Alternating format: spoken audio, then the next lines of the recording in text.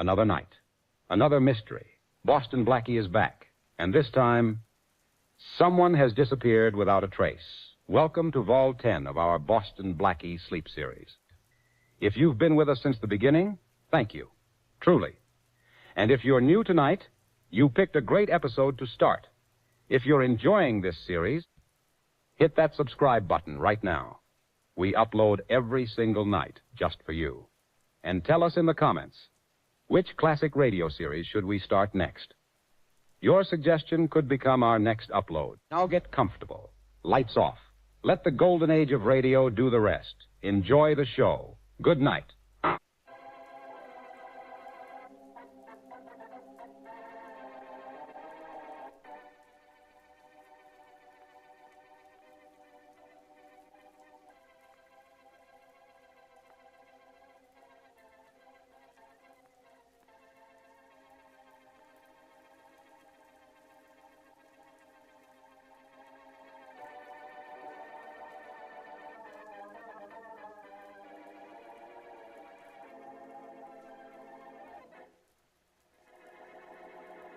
Sorry the movie was so bad, Mary. Oh, it's not your fault, Blackie. And besides, I think they walked out early because you weren't in the mood for a movie. Wait, I'll open the door for you. What's funny? It's locked. Funny, that's amazing. I didn't think the door to your apartment was ever locked. Yeah, I guess I locked it by accident when we went out. Well, I'm glad to see you used key to open the door. Turning onyx, huh? Oh, I jimmy my own every now and then just to keep in practice. You don't need it. I'll tell you what I do need, something to do. We walked out on that movie so soon, we still have an evening to kill. Well, I know the first thing you can do. You can turn on the lights. It's dark in here. How's that? Oh, Blackie, you're wonderful. Yeah, that's what I keep telling myself. That's where I must have heard it. Darling, the dining room doors are closed. Why? None of your business. But they're never closed. They're closed now. What are you hiding? Nothing. You stay out of there, and I mean out. Oh, now you have me curious. You go in the dining room, and what you just said will be famous last words. I'll get the car. It's out of the den. Don't hurry. Now, you behave yourself. Yes, Daddy. Now, just what is he hiding in there? I'm going to see. I wonder. Mary, I told you not to look in the dining room. No wonder you didn't want me to look. You're hiding a dead man in there.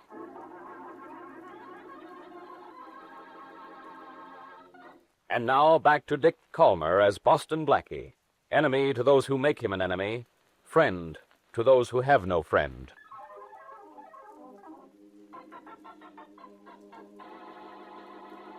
Mary, you have to listen to me. Now, please. Oh, no, Blackie, you don't pull anything like this on me and get away with it. Goodbye. Wait, Mary, please. Believe me, I didn't know that body was in the dining Oh, room. you didn't? Then why were the dining room doors closed? Because I closed And why them. was the apartment door locked? I don't know. I told you I must have locked it by accident. And I suppose it was just an accident that you didn't want me to look in the dining room. I can explain that, You Mary. don't have to explain anything. It's all very clear. I've strung along with you through every jam you've been in, but this is too much.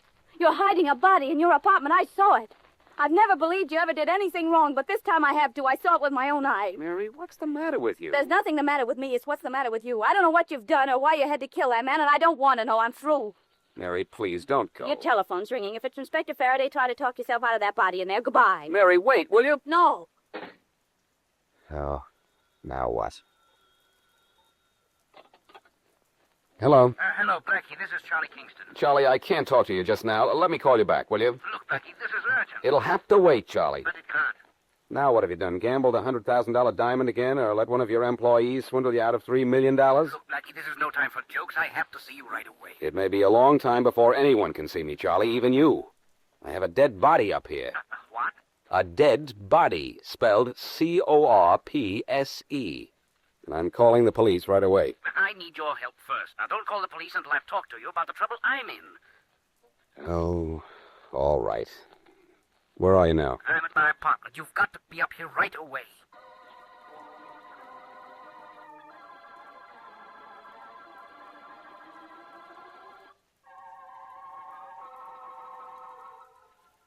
Now, let's get this straight, Miss Smith.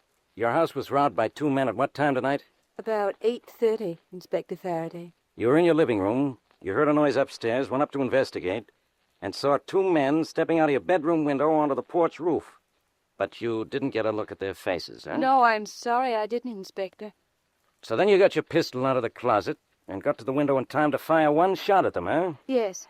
By the time I got to the window with my gun, the men were running across the lawn, but I'm sure I hit one of them. He fell just after I fired, and the other one helped him up. Is this the gun you used, Miss Smith? Yes, it is, Inspector. I have a permit for it. Well, I'll have to keep this a while. Just routine. That's perfectly all right. Now, this paper here contains a list of everything the two men stole. As near as I could make out with a quick inventory. Yeah. Really, the only thing of value is a pearl necklace with a ruby clasp. I see. I'd certainly like to have that back. It cost $5,000. You'll get it back, Miss Smith, as soon as we get one or both of the men who robbed your house. And the way I work, say, how long can that be? I don't know, Inspector. Do you?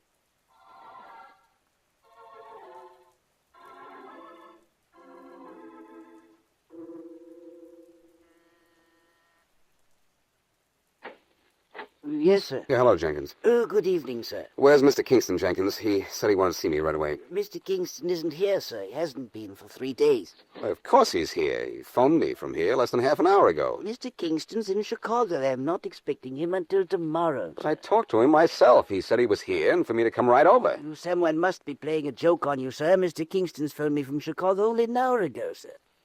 Well, somebody's crazy. Are you sure it was Mr. Kingston on the phone, sir? Yes, Jenkins, I'm sure of it.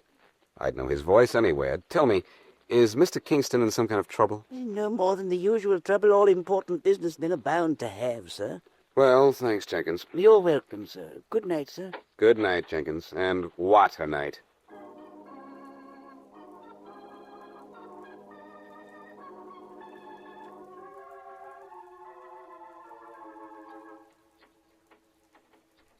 What's the matter with me? Did I lock my apartment door again?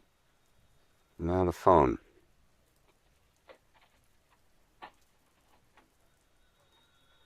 Quiet, will you? I'm going to answer you.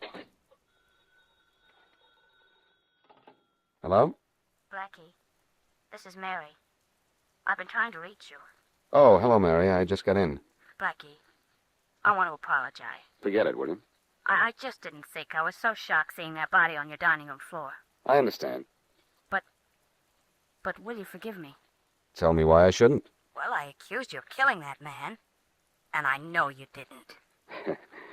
Now you sound more like the Mary Wesley I know. You mean more like the Mary Wesley who knows you. Maybe that's it. Oh, darling. Are the police on their way up? No, not yet. I haven't called them. Oh, Blackie, but you have to. Oh, I'm going to in just a minute. I had to go out. I had a call from Charlie Kingston to come over to his house right away. Oh, how is Charlie? I don't know. He wasn't there, and he hasn't been there for 3 days. I thought you said he called you from his house. Well, that's the weird part of it. That's what he told me exactly. Were you sure it was Charlie? Yes, I'm sure of it, but Jenkins, his butler, says Charlie's in Chicago. Funny. Yes, but not funny, ha-ha. Yeah, I know how you feel.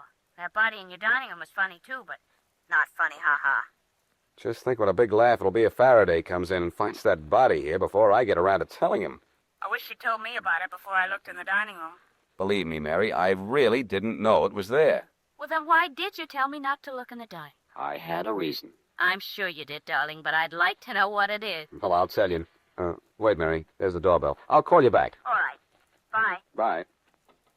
Come in. Hello, Blackie. Why, hello, Faraday, old pal. Oh, what do you say we go downstairs and have a nice hot cup of coffee? I just had a nice hot cup of coffee. Well, then join me while I have one. All right, Blackie. What's up here you don't want me to see? Me? Very funny, Blackie. But I'm not in the mood for jokes tonight. There's a guy going around town with a bullet wound in his chest and a $5,000 pearl necklace in his pocket. The pearls have a ruby clasp. You don't say. I do say. But why say it's me? Because it was a two-man job. They got away with the jewelry, but not before one of the men got a bullet through him. Who shot him? The gal they robbed, Jacqueline Smith. I still say, why tell all this to me? Well, maybe you didn't listen to me. I said it was a two-man job. One man was shot. That could have been your pal Shorty. The other one might have been you. Okay. Where do I sign the confession? I said the other one might have been you. You mind if I look around? Yes, I do mind, but I'm sure that won't stop you. That's right. I guess I'll start with the dining room. Oh, Faraday, I have a wonderful kitchen. Yeah, I know. But this dining room, I've never seen those doors closed before. No? Now, keep away from me. I'm opening this dining room door.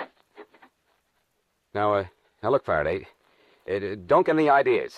I thought you were the one who said I didn't have brains enough to get one. Well, huh? Hey, what's the idea of the gun in your hand? Faraday, didn't you... Wait a minute. What's the matter with you? Have you lost your mind? I turn around, you got a gun on me. You didn't see a... I didn't see anything. Well, there isn't anything in the dining room? No, but there's something in your hand. A gun. Oh, I'm sorry, Faraday. I was just taking it out of my pocket to put it away. Yeah. Well, put it away then, will you? Sure. How's this in the drawer here? Oh, that's better. Now I can look around the rest of this joint without keeping an eye on you. Specifically, Faraday, just what are you looking for besides trouble for me? A wounded man and a pearl necklace. Well, I don't know where I'd keep a wounded man around here, but if I had a pearl necklace, I think I'd keep it in my safe. All right.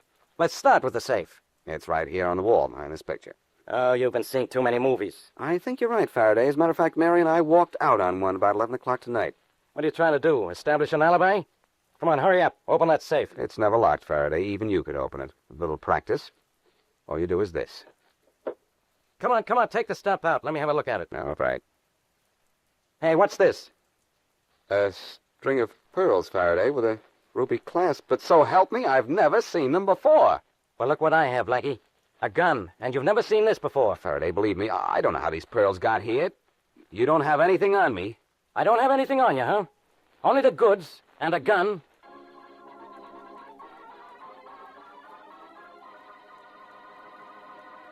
And now back to Boston Blackie.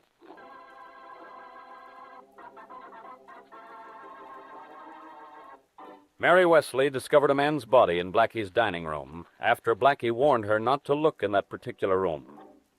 Mary leaves in a huff, and Blackie gets an urgent call from his friend Charlie Kingston to come to his house at once.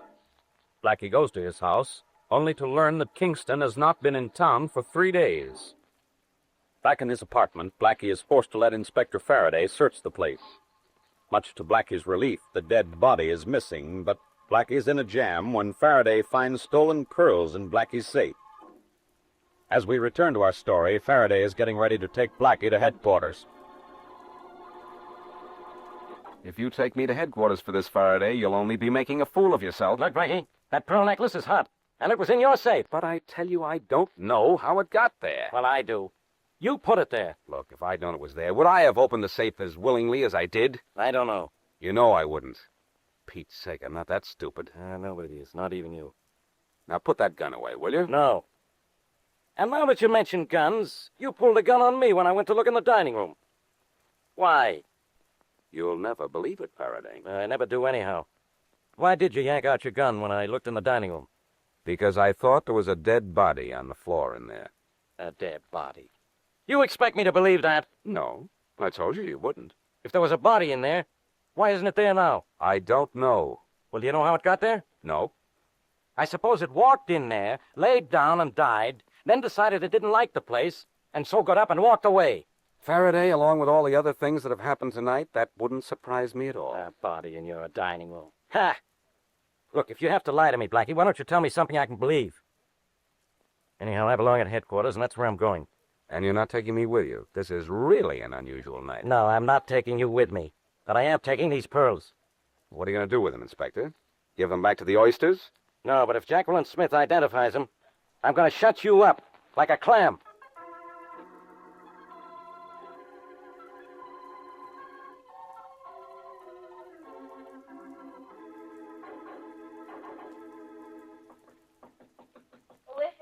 Open up, Mary. It's Blackie. I know, Blackie. Don't tell me. Inspector Faraday's chasing you again. I won't tell you, Mary, because he isn't exactly. Do you mean you haven't called the police about that body yet? I didn't have to, Mary. Faraday came up to see me of his own accord. Oh, I can just imagine what happened when he found the body. Then you have a wonderful imagination. He didn't find it. What? It disappeared as mysteriously as it appeared. Oh, Blackie, you're joking. I wish I were. And I also wish I knew how a string of stolen pearls got in the safe in my apartment. Stolen pearls? Stolen at about 8:30 tonight from the home of Jacqueline Smith by 2 men. Smith shot one of the men, but they both got away. Well, Blackie, I have it. That body in your apartment is the man who was shot by the Smith girl. He came to your apartment wounded, put the pearls in your safe, and then die. That's what I've been figuring, too, except that it doesn't make sense. I didn't know the dead man. Well, at least that shows I was thinking. Yeah, I've got to do more than think. I've got to... Hold it a minute, darling. Hello? Hello, Mary. Yes? Mary, this is Charlie Kingston. Oh, Charlie, where are you? That's Kingston's. I want to talk to him. I'm at home, Mary. Is Blackie there? Yes, just a minute. Blackie wants to talk to you. He wants to talk to me. I want to talk to him. Here. Hello, Charlie. Where are you, in Chicago? No, I'm at home. I've been calling you all over town. Look, what's going on? You called me earlier tonight and told me to meet you at your house. Yes, I know, and Jenkins told you I was in Chicago. Well, what's the idea? I told him to tell everybody that. Now, look, Blackie, I want to see you right away. Well, that's what you said once before. I know, and I want you to meet me here at my house. You said that before, too, and you weren't at home. Look, I can't explain over the telephone, but I'll be waiting for you this time. You'd better be. Hurry, will you, Blackie? Bring Mary and put plenty of gas in your car. I'm going somewhere, and you've got to drive me. That's a switch. All night long, things have been driving me crazy.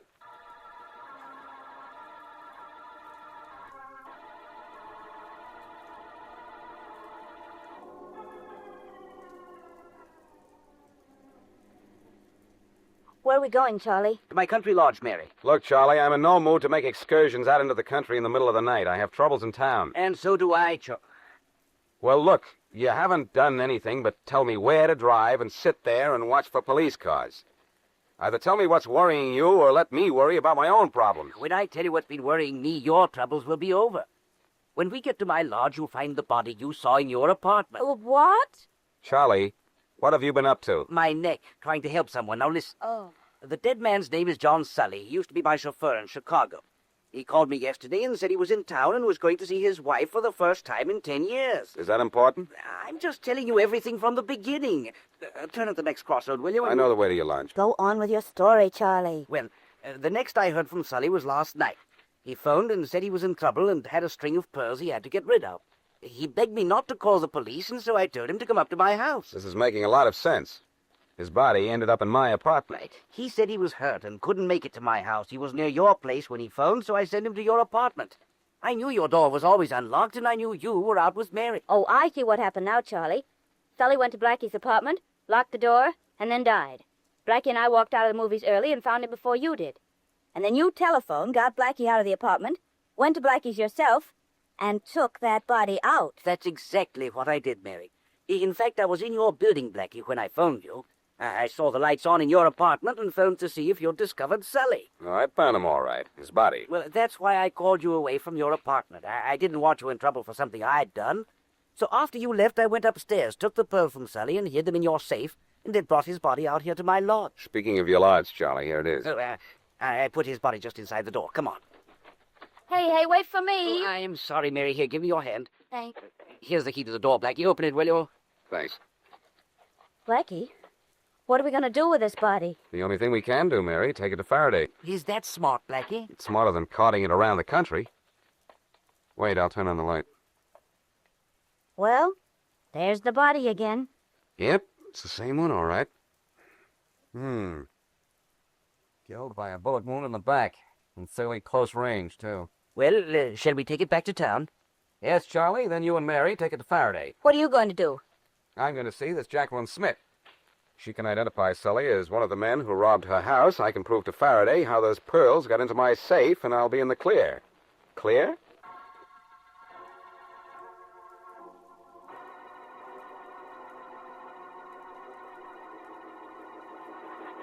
I know it's rather late, Miss Smith, but I'm Boston Blackie, and I have a few... I know. Boston Blackie can be excused for anything, or so I've heard. I'm beginning to worry about what you've heard, but that's beside the point.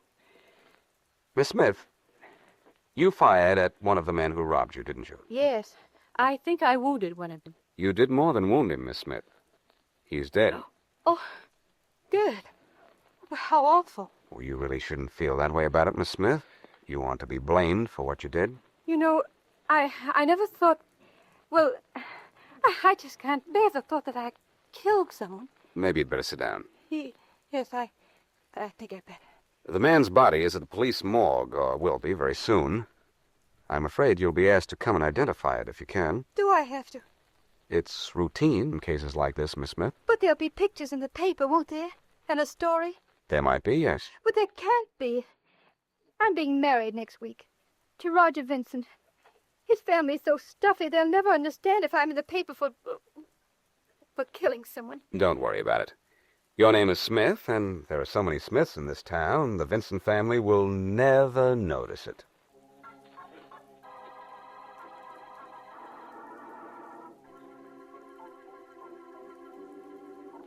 Just look at this guy and let me know if he's the man who robbed you, Miss Smith. All right, Inspector Faraday. I'll try. Roll him out, Joe. Yeah. Steady yourself, Miss Smith. There's nothing to this. I'm all right, thanks, Blackie. All right, Joe. Pull back the sheet a little. And there. Is that the guy, Miss Smith? I don't know. I didn't get a very good look at him. Well, can't you make a positive identification? No, I'm sorry, I can't. I just got a glimpse of those men going out through the window. Okay, Joe. Roll him back in. Now. I'm sorry I can't be of any help to you, Inspector. You didn't have to be, Miss Smith. I just wanted you to see the body as a double check.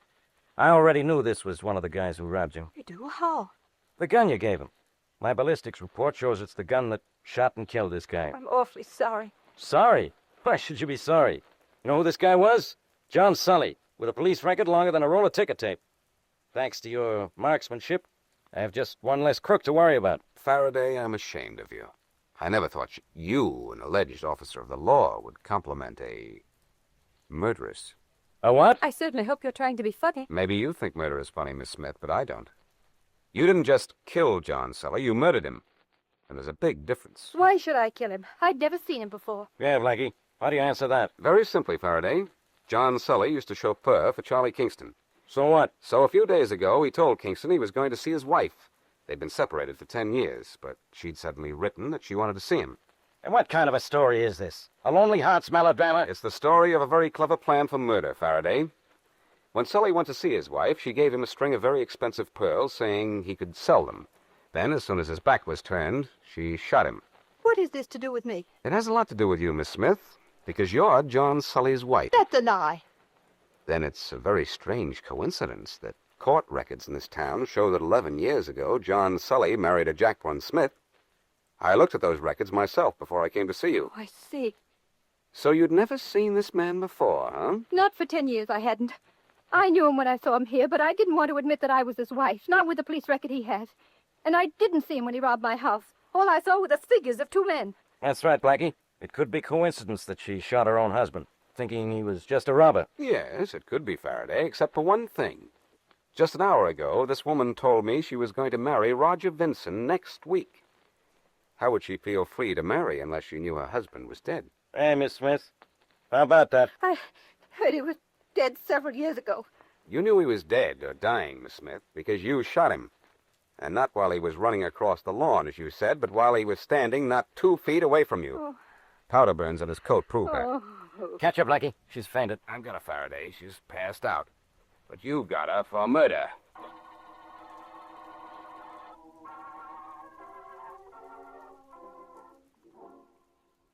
Satisfied now, Mary? Of course I am, Blackie. As soon as I got home, I phoned you and apologized, didn't I? So you know I'm not the killer? I'm not sure about that. Hey, what do you mean by that, Crack? Well, on occasions you kill me. Oh, Mary, that's terrible. Oh, I know it is. I'm sorry. I'm sorry I was so curious about what you were hiding in the dining room, too. Oh, let's not go into that again. Now, wait a minute. There's just one little point you haven't explained yet. Uh-oh. I have you, don't I? Just why didn't you want me to look in that dining room? Must I tell you tonight? Tonight. Can't it wait until tomorrow? Why can you tell me tomorrow, not tonight? Because, my curious little friend, tomorrow is your birthday. Oh. And if you hadn't been so shocked by that body on the dining room floor, you'd have seen that my dining room table is covered with birthday presents for you. Oh, Blackie. So, happy birthday, Mary. And many happy returns of the day. But let's hope we never have another night like this.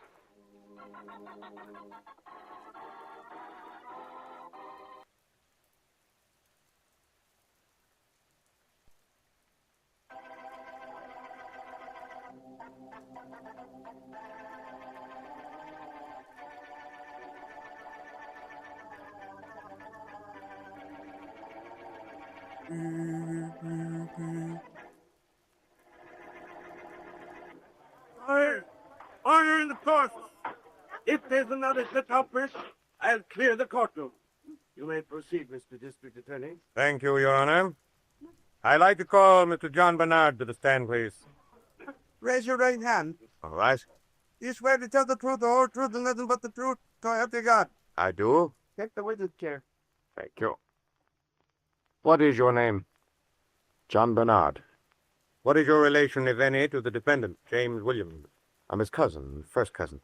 Can you point him out in the courtroom? Sure. That's Jim Williams in the center chair at the first table there. All right, Mr. Bernard. Now let me read you a transcript of what you said to Inspector Faraday of the police on the night James Williams' wife was murdered. I saw James Williams shoot and kill his wife. I was standing in the doorway of the murder room when it happened. You said that to Inspector Faraday, Mr. Bernard. Yes, I did. Good. You stood there and saw Williams fire the shot. No, sir, I did not. What do you mean, no, sir? You made that statement to Inspector Faraday. Yes, I did, but I was lying. I didn't see Jim kill his wife.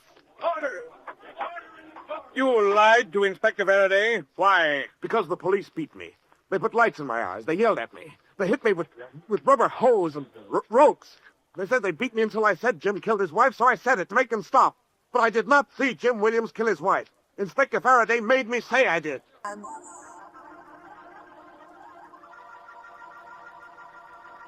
Look, I didn't get to be district attorney by believing a pack of lies, Faraday. But, D.A., I tell you, it was Bernard who was lying. When was he lying?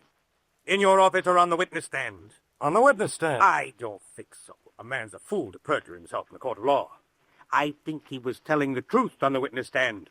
You beat that statement out of him. Oh, I didn't touch him. He walked into my office and identified Jim Williams of his own free will. You mean he agreed to identify Jim Williams after you beat him after death? I didn't touch him, I tell you. Faraday, how many times do I have to tell you the evidence you bring me doesn't mean a thing unless it stands up in court? Well, I brought you Williams's gun, didn't I? With his fingerprints on it. He could have picked it up after it was fired. Or I proved Mrs. Williams was killed by a bullet from Williams's gun, didn't I? Somebody else could have used his gun? I tell you, D.A., You're not going to tell me anything, Faraday. But I'm going to tell you something. I managed to get this case recessed for 48 hours. Yeah, I know. Then you might as well know this, too. You have 48 hours to find who's responsible for the shot that cost Mrs. Williams' life. Or it'll cost you your badge.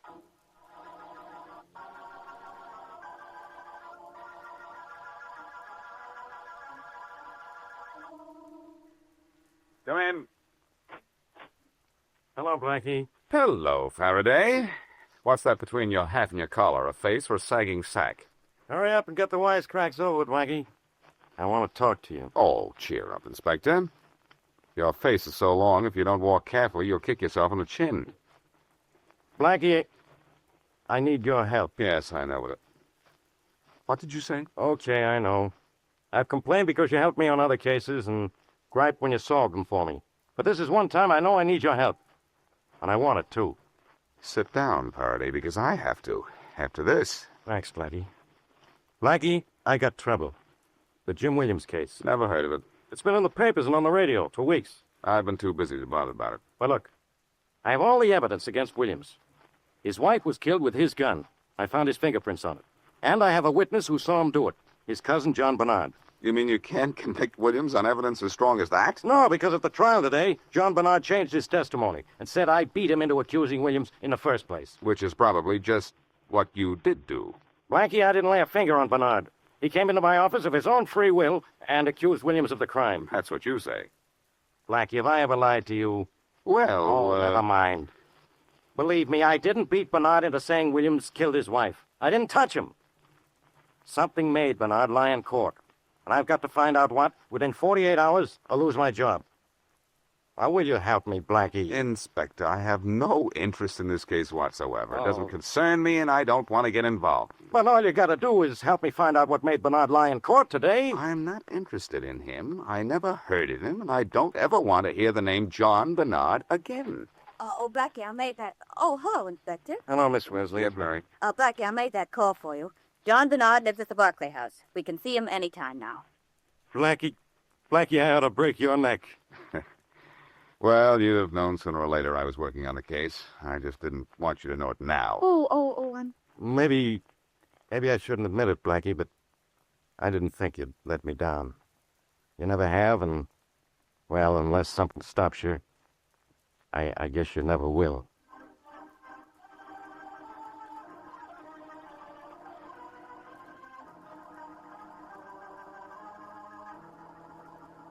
Apartment 11B. If you got the right information, Mary, this is Mr. Bernard's apartment. Well, darling, I talked to his maid on the phone, and she said 11D. In a moment, we'll see if it's B. Yes? We'd like to see Mr. John Bernard, please. I'm sorry, he's not in. Open the door a little wider, will you? I like to do more than get my words in edgewise. I said Mr. Bernard is not in. Well, then we'll come in and wait for him. Please, Mr. Bernard doesn't want to see anyone. Except us. I just decided that for him. Come on, Mary. Oh, Blackie, maybe he isn't here. Hazel, what's the matter out there? What'd you say, Mary? Nothing. These people insist on seeing you, Mr. Bernard. I told them. Hazel. You may go. Yes, sir. I don't think I know either of you. Oh, I'm Boston Blackie, and this is Miss Wesley. How do you do? Hello. We don't always insist on breaking in where we're not invited, Mr. Bernard. Only at times. And why is this one of those times? You were the chief witness today at the trial of Jim Williams. So, that's the reason. Is it safe to talk here? Safe? If you mean, are we alone? We are. The only other person living here is my Aunt Florence, and she's out for the evening. What about the maid? Well, what about her? And what about this melodramatic secrecy? I've nothing to hide. All right. How well do you know Jim Williams? Oh, I used to see him once in a while. We're cousins, you know, but not very close. What about his wife? Did you know her well? I hardly knew her at all. In other words, they were almost strangers to you. You might say that. You had no interest in them whatsoever. No, none at all. Well, then why did you tell Faraday that your cousin Jim killed his wife and then change your story in court? I gave my reason on the stand. The police beat me into saying my cousin killed his wife. I lied because I don't look well in black and blue. But I told the truth on the stand. Look, Bernard, I'm not completely stupid. I know Faraday didn't beat you up. You gave him that information voluntarily, and you intended to give the same evidence on the stand. That something made you change your mind. What? Talk, and I'll protect you. I don't want protection. I don't need it. I told the truth where the truth would do the most good. Now get out of here, both of you, before I become annoyed. All right, Bernard. That's the way you feel about it. It's exactly the way I feel about it. Hazel? Oh, Hazel. Yes, Mr. Bernard? I think these people are leaving. Did you see them to the door? Yes, sir. Right this way. Come on, Mary. I'm right with you. Goodbye, Bernard. If you change my mind, by now you ought to know I had no reason to. Goodbye. Goodbye, Miss Whitley. Goodbye. Right this way, please. I think we can find our way out, thank you, Hazel. May I speak to you outside a moment? What'd you say? Shh, please. Would I close the door? Is this supposed to be private? No, but it has to be quick. Meet me on the lower deck of the Ben Island ferry at 8:15 tonight.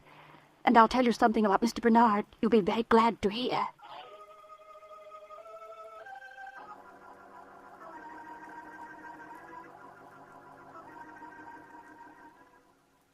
Why, Blackie, why didn't you tell me the Van Island ferry was so much fun?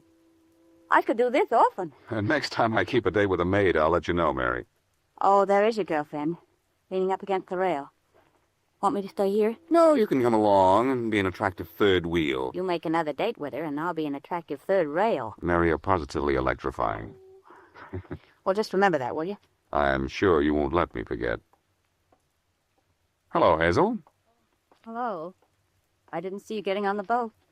I was afraid you weren't coming. We said we'd be here. Now you tell us why we're here. I think I know who killed Mrs. Williams. What? Well, Hazel, how good are you at thinking? It isn't just what I think. I know. I'm certain Mr. Bernard killed her. Bernard? You mean the same Mr. Bernard we talked to today? He did it. I know he did. But that doesn't make sense. Mr. Bernard killed Mrs. Williams. He'd have testified in court that Williams killed her. He wouldn't clear Williams of the crime which he practically did today. Oh, I don't know about that. But Mr. Bernard had good reason to kill Mrs. Williams. She was terribly in love with him. Well, he said he didn't even know her. Oh, he was lying. She came to his apartment almost every day. She even wanted to leave her husband and marry Mr. Bernard. So Bernard killed her. I doubt that. Listen, Mr. Bernard didn't want her. But the day of her murder, she said she was going to leave Mr. Williams and give Mr. Bernard as the reason. And he said he'd kill her if she mentioned his name to Mr. Williams. I wish I could believe all this is proof that Bernard might have killed Mrs. Williams, but I can't. Why can't you, Blackie? Because it doesn't make any sense. The police have evidence against Jim Williams. All they needed to convict him was Bernard's testimony. Yet Bernard's testimony is going to free Williams. Oh, I don't care. You know about Mr. Bernard now. Do what you want, but what I told. Thanks anyway, Hazel. Blackie, stop her. She's climbing over the rail. Stop her. Too late. She's in the water. Blackie, what are you doing? I'm going in after her.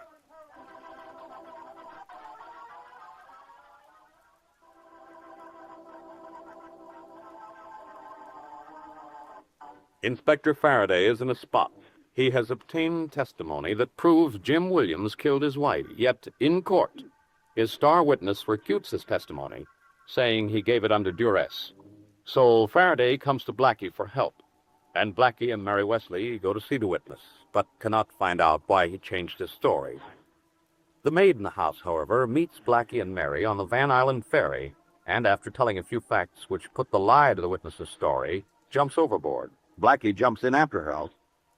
As we return to our story, Blackie and the maid have just been filled aboard tip.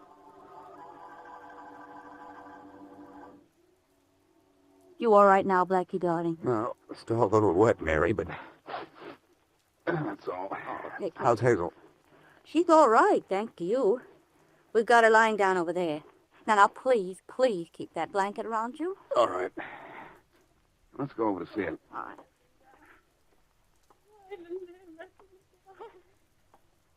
Hello again, Hazel. Oh, please leave me alone. Why did men let me die? Maybe because I first wanted to find out why you felt like dying. Blackie, it was because of him. Him? Who's him? John. I love him so. John Bernard? Yeah. Well, if you loved Bernard, why did you insist he killed Mrs. Williams? Oh, Blackie, you ought to know the answer to that one. He ignored me. Sure, there's your answer. Some answer. I want to die. I want him to die. If I can't have him, I don't want anyone else. And there's your logic. Some logic. Take it easy, Hazel. You don't want to die. If Bernard did kill Mrs. Williams, no one will get him but the state. Come on, Mary. Oh, let me die. Why didn't they let me die? Well, Blackie, Hazel seems pretty sure that Mr. Bernard killed Mrs. Williams. He certainly had a reason. He told us he hardly knew the woman, and now we know she came to see him almost every day. Or is Hazel lying? No, somehow or other I believe Hazel's story. But I can't believe Bernard killed Mrs. Williams. If he had, he'd have done everything he could to help the police send Williams to the chair. Well, yeah, I should But think between the time he identified Williams for Faraday and the time he sat in the witness chair, something made him change his story.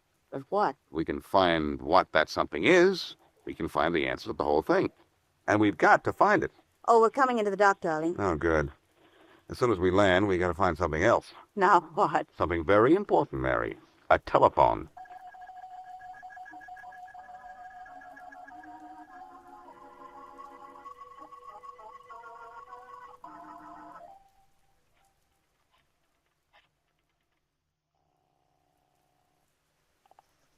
Faraday speaking. Hello, Inspector. This is Blackie. Blackie, where are you? Have you got anything on Williams? We haven't got much more time. Relax, Faraday. I know you're in trouble. But do you still have enough influence at headquarters to get me inside Jim Williams' cell? What do you mean, enough influence? Sure I do. Good. I'll see you in your office in about 2 hours. I'm soaking wet. I want to change my clothes before I try to find why Bernard changed his testimony.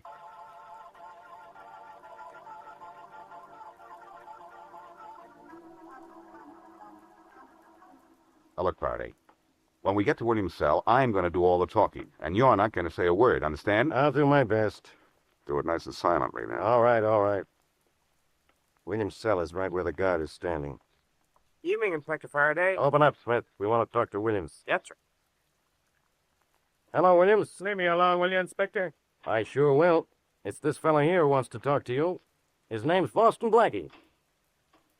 Okay, Inspector, you can go in now. Boston Blackie, huh? Thanks, Smith. Lock us in, will you? Sure. Sit down, Williams. This is a friendly visit. You're Boston Blackie, huh? What are you doing mixed up in this? Trying to unmix it. Yeah? What does that mean? It means I'm here to help you. Thanks, but I don't need help. Look, Williams, I think you can get out of this. What do you mean you think? I know. But you're still in jail, Williams. You won't be completely free until the police find the man who really killed your wife. And I think I know who he is. Your cousin, John Bernard. Look, I don't care who you prove it is. The police thought they could pin it on me because John said he saw me kill her. Well, you know what John said at the trial, and it clears me, but good. Yeah, come to think of it, Williams, I am doing a lot of worrying for nothing. You're just as good as free without help from anyone.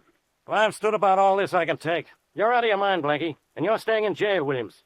I have to put you into a secret cell and wall it up. What's the matter with you, Faraday? Nothing's the matter with me, Williams. I just know and I have my man, that's all. I have proof your gun killed your wife. I've got your fingerprints on it. And you've got no alibis. Your clincher was supposed to be Bernard's testimony, Inspector, but he wouldn't say he saw me kill her. Because he didn't. Well, you can still get 20 years on the evidence I have on you. Witness or no witness. Who do you think you're kidding? I'm not kidding anyone. There's plenty of evidence against you yet, Williams. It won't send you to the chair, but it'll send you to jail for a long time. Hey, Blackie, is that right? I told you to keep your mouth shut, Faraday. Well, I couldn't stand you telling this guy he's going to go free. Come on, let's get out of here. Open up, Smith. Yes, sir. Look, Blackie, wait. Is that guy telling the truth? Do they still have a rap on him? I'm afraid they do, Williams. Okay, Inspector. Come on, Blackie. You too. I'm out. Look, wait, will you? Blackie, wait a minute, will you? Quiet, Williams. The cat's at the door.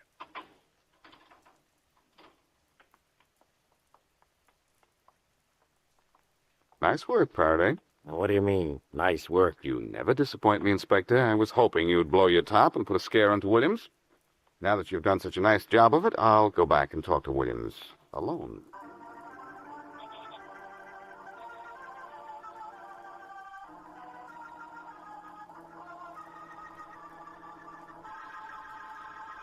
All right, Williams. We're alone. Now you can talk. Listen, Blackie, you got to get me out of this. I'll pay you anything. Anything? You name it, I'll pay it. You're in a tough spot, Williams. I may have to charge you more money than you've ever seen in your life to get out of this. Look, Blackie, in less than a year, I'll have more money than I've ever seen. In less than a year? Yeah. I'm getting it from an uncle when I'm 35. $250,000, my lawyer says. It's been left to me in my uncle's will. How do I know you're telling the truth? Well, my lawyer's name is Arthur Conden. He's got the will in his office safe. He'll show it to you. Okay, I'll look at it. If I like what I see there, I'll see that you get out of here.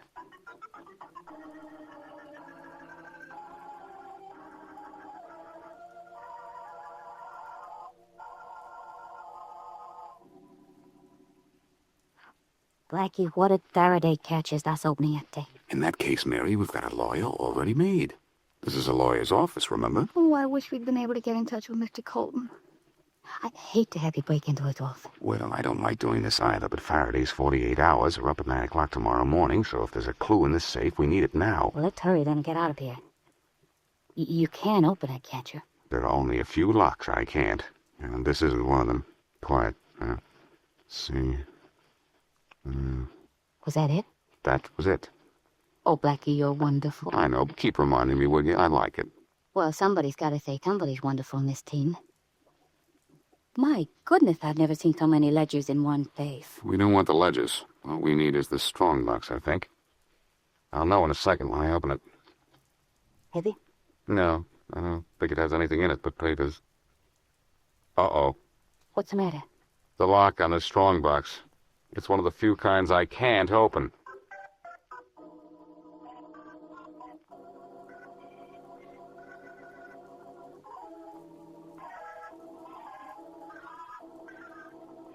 Faraday.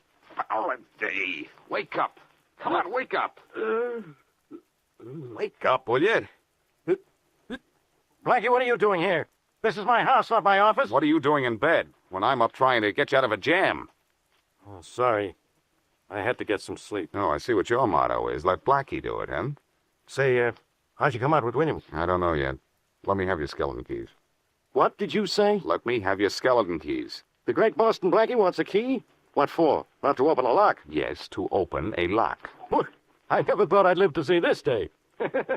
Look, if you don't give me those keys and I don't find what I want in this box, maybe you'll wish you weren't alive to see it. The keys are in these trousers on my chair.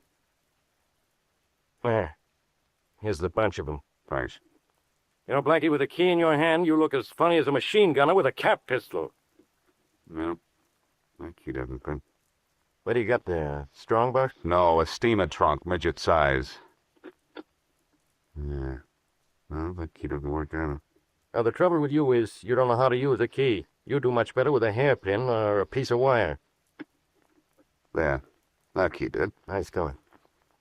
All right, what's in the box? A will, I hope, leaving $250,000 to Jim Williams on his 35th birthday. Well, all I got on my 35th birthday.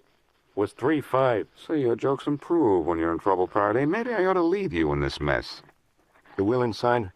Yes, here it is. What's it saying? Let's see. Usual whereas and wherefores. Oh. Yeah, I'm looking for the part I want. Well, find it, will you? Wait a minute. Here it is. Now read this. All right. I do bequeath to my nephew James Williams the sum of $250,000, which shall be given to him on his 35th birthday. If James Williams shall die before he has reached the age of 35, the entire amount shall go to the Weather Home Foundation. Brilliant, Faraday. You can read. Well, what does this prove? Williams won't be 35 for another year, almost, and I'm going to send him to the chair before that. That's right. But first you have to find out why John Bernard changed his testimony in court. Yeah, I know that. But this will isn't any reason. Isn't it, Faraday? See the next paragraph of the will? Read that. Bernard will tell the truth now, because now we know why he lied.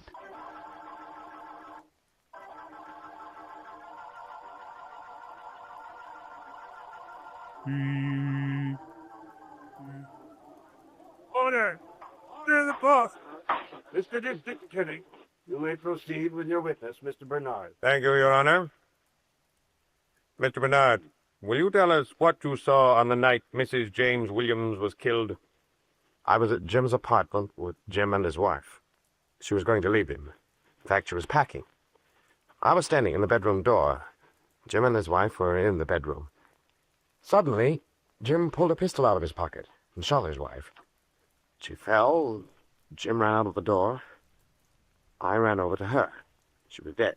Can you point out James Williams in this room? Yes. That's Jim Williams. In the center chair at the first table there. Your Honor, the state rests.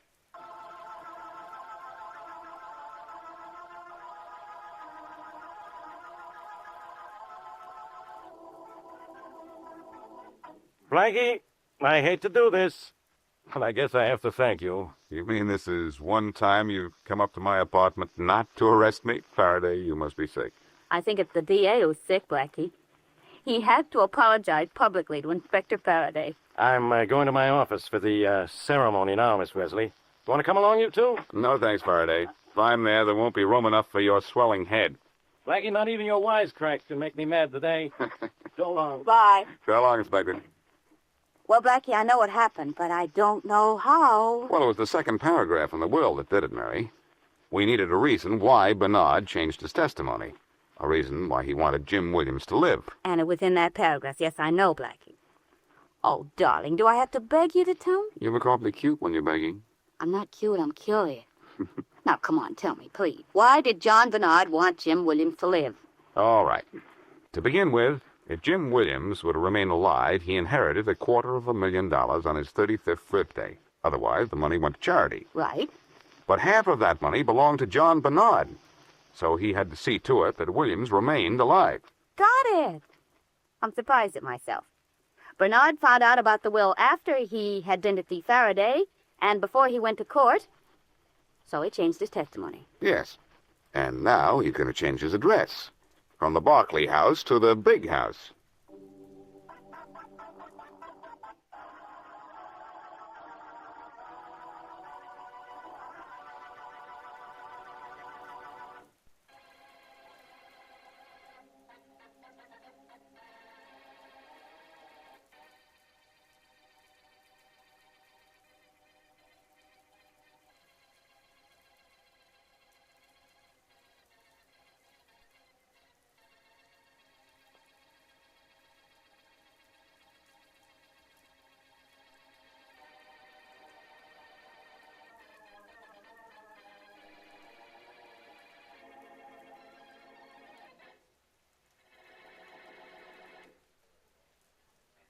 Blackie, you're a creature of habit. We have eaten in this restaurant every Tuesday for weeks. Do you know that? I've got another habit, Mary. I pay the check when we're through eating, like now. Let's go, huh? I'm ready. I'd better take you straight home if you want to be there before your cousin arrives. Oh, well, she'll wait for me, I hope. Say there's a cab outside. Run out and see if it's vacant, will you? Right. I'll pay the check and be right with you. I think we have that cab, Blackie. The flag of the meter's up. Good. Your check, sir? Oh. Here you are. Thank you. And here's your money. Oh, no, the meal is on the house, Mr. Peterkin. Thanks, but I'm not Mr. Peterkin. Ah, ha, ha, but I know better. We're proud to have your patronage, Mr. Peterkin. I'm not Mr. Peterkin. I'm Boston Blackie, and I'm giving you your money. And I'm returning it to you, Mr. Peterkin, please, with the compliments of the house. Look, I tell you, I am forcing me to tear up the check. There. Now you can't pay a check that does not exist. All right. But believe me, there's been some mistake. No, no mistake, I assure you. For you, there shall never be a check, Mr. Peterkin.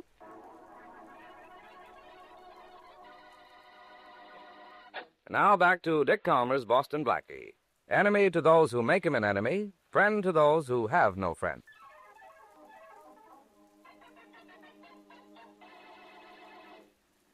Oh, Blackie, you won't forget to get that watch for my cousin, will you? Don't worry, Mary. The jewelry store is open till 9 tonight. You'll have it this evening. While we saw in the window? Mm-hmm. I think she'll like it, don't you? Oh, well, if you see one you think she'll like that, I get it. You know more about watches than I do. 1011 Dale Avenue, miss. Here we are. Hold the flag, driver. I'm going on. Right. Don't bother to see me to the door. Blackie, I'll be all right. You always are. I'll call you later. Now, you won't forget to get that watch, will you? Right, Mary, I promise. I'll have a messenger deliver it. Thanks, darling. Nice. All right. 51 Sunset Parkway, driver, and step on. You don't have to tell me where you live, Mr. Peterkin. What did you call me? Mr. Peterkin, Mr. Peterkin. Now, wait a minute. You think this haul is going to cost you anything? You're wrong. Now, look here, for the... I here to have you in my cab. So there's no charge. Not for the famous Mr. Peterkin.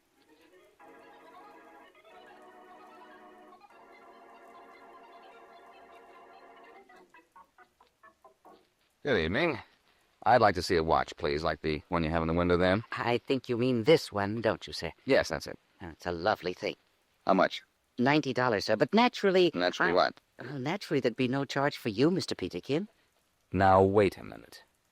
My name is Boston Blackie. You're very modest, Mr. Peterkin, but I happen to know who you are, and I'm proud to give you this watch. I tell you, I am not Mr. Peterkin. I'm Please, Mr. Peterkin, I meant no offense. Look, this is the third time in the last hour that someone has called me Mr. Peterkin. I am not Mr. Peterkin, and I am not accepting the watch without paying for it. Here's $90. But I couldn't take the money from Mr. Peterkin. Maybe you can't take it from Mr. Peterkin, but you can take it from me. And take it from me, you're taking that $90. Here. And do me a favor, will you? Believe my name is Boston Blackie. Do you understand? Of course, I understand.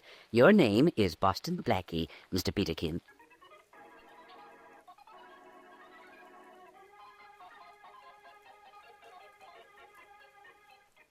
Oh, Mary, the watch is beautiful. You shouldn't have done it. You really like it, Trudy? Like it? It's the most beautiful watch I've ever seen. But you certainly spent a lot of money on just an ordinary cousin. I haven't spent it yet. Blackie got it, and I haven't paid him for it.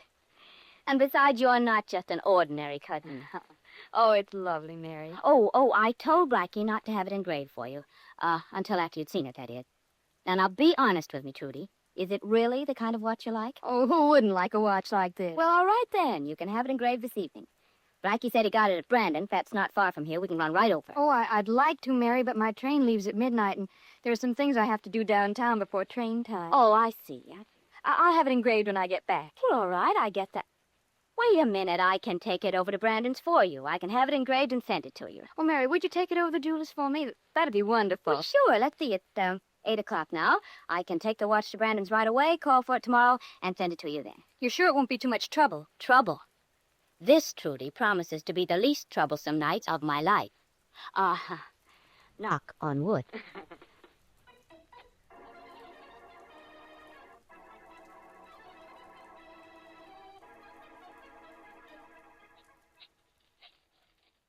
Oh, Blackie, please be home, please. Oh, Blackie, please, please. Hello? Oh, Blackie, this is Mary. Hello, Mary. How'd your cousin like the Never mind about the watch. Come down to Brandon's jewelry store and right away. What's the matter? Plenty. Mr. Brandon... Oh, Blackie, Mr. Brandon's dead. Brandon's dead? Murdered. What do I do now? I never found a body before. Turn off the lights, pull down the shades, lock the front door, and I'll be there in 20 minutes.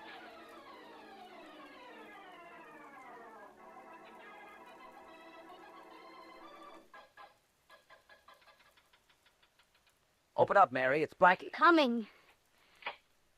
Are you all right? I don't know. I think I've aged. Sure, 20 whole minutes. Where's the body? It's over there behind the counter. You want me to turn on the lights? No, raise the shade a little bit, will you, at the window? The street lamp will be light enough. That high enough? Yeah, I can see the body now. Mm-hmm, it's Mr. Brandon. He waited on me a little over an hour ago. And sold you the watch? Yeah. Funny thing, too. He insisted that my name was Peterkin. I had to force him to take money for the watch. Oh, Blackie, you're joking. I think he was. I wonder if it was some gag of his, and the next customer he pulled it on didn't like it. What are you talking about? I wish I knew. Uh-oh. Somebody's opening the front door. Oh, my gosh, it's a special policeman. I'll do the talking, Mary. Good evening, officer. We were just about to send for one of your gang. Whoever locked this door a few minutes ago sent for me. I forgot to throw the alarm switch, and we got a signal at our headquarters. What's the matter down here? Do you know the owner of the store? Sure, Sam Brandon. Would you know him if you saw him dead? Huh? Dead? Where? Turn your flashlight over there, at the aisle between the two counters. Where? Like this? I don't see. Is that Sam Brandon? It sure is. Don't move, either of you. You're both taking a little ride to police headquarters.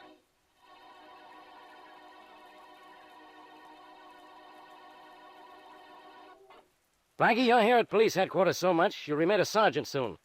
I'm not surprised to find you here. But, Miss Wesley, you're something new. Inspector Faraday, you don't think we killed Mr. Brandon, do you? Of course he does, Mary.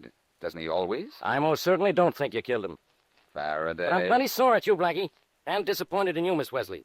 Don't either of you know better than to get mixed up in these things? Well, when I found the body, I didn't know what to do. You should have called the police right away. I told him not to, Faraday. I wanted to have a look at the body before anything was moved. Oh, you did? Well, take your body out of here and out of this case, and keep it off. But Faraday... Don't argue with Inspector Faraday, darling. Come on, let's Just go. a minute, Mary, just a minute. Faraday, are you sure you're all right? Well, I've never felt better in my life.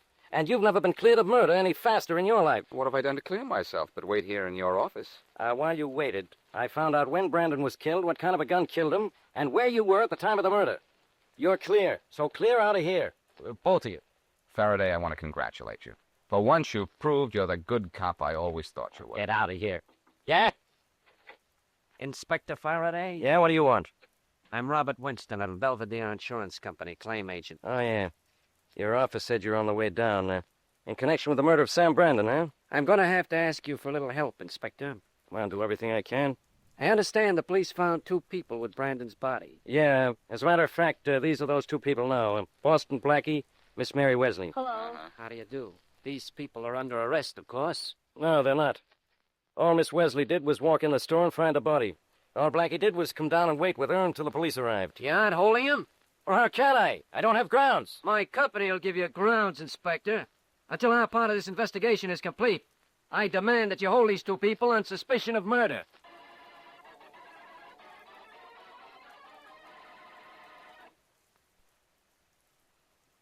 And now back to Boston Blackie.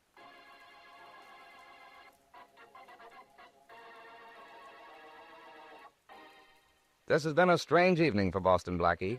3 times by 3 different people, he's been called Mr. Peterkin. But this is nothing compared to what happened shortly after. When Mary walks into Brandon's jewelry store with a watch Blackie had bought there an hour earlier, she finds the owner dead. When Blackie joins her in the store to start an investigation, they're both found there by the police.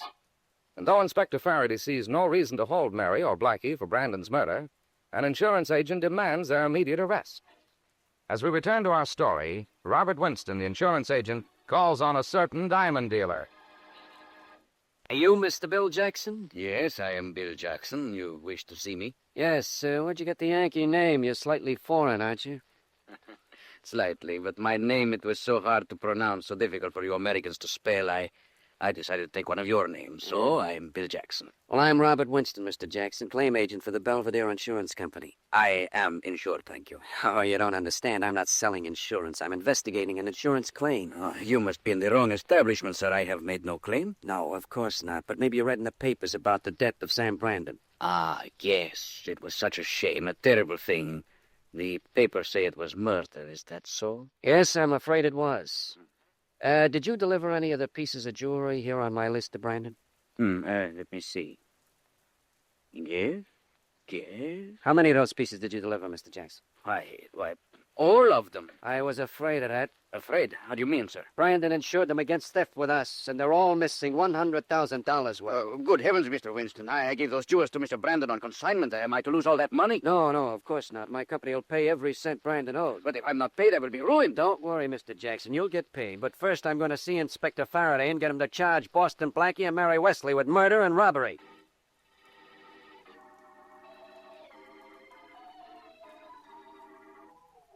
Look, Inspector Faraday, here's a list of the stuff that's missing from Brandon's store. Look at the size of it. I see the size of it, Winston. Then why did you let Blackie and the Wesley girl go? Because I know they didn't rob Brandon's store or kill Brandon. Look, did you do your job at least up to the point of searching Blackie and the Wesley woman before you let them go? Sure, but that was just routine. Do you have a list of what you found on them? Right here on my desk. But all they had on them were their own personal possessions. Let me see the list. Help yourself. Blackie had a pocket knife, small coins, various bills, but the usual stuff you always find in a man's pocket. Now will you be happy? Let's see the list of Miss Wesley's things. Here. What a list it is. Why do women carry all that junk? She had a silver comb, silver wristwatch, lipstick powder, various bills, small coins. Gold Ajax wristwatch. Well, so what? So look on this list of items taken from Brandon's store. One gold Ajax wristwatch. Did you see that gold wristwatch yourself? Yeah, I did. Describe it. Well, it was an Ajax square case, a convex crystal. The face of the dial was yellow, and the band was a black cord with a gold clip. Look at the description on this list of the Ajax watch missing from Brandon's store. Square case, convex crystal, dial yellow, numerals Roman, black cord with gold clip. What does that sound like to you, Inspector? The watch I found in Miss Wesley's purse. And that watch was stolen from Brandon's store. That's all I need, Inspector. I want you to arrest Mary Wesley. All right, Winston. Maybe I've got to. Don't bother leaving your office. Just give me one of your men, Inspector, and I'll bring Miss Wesley here myself.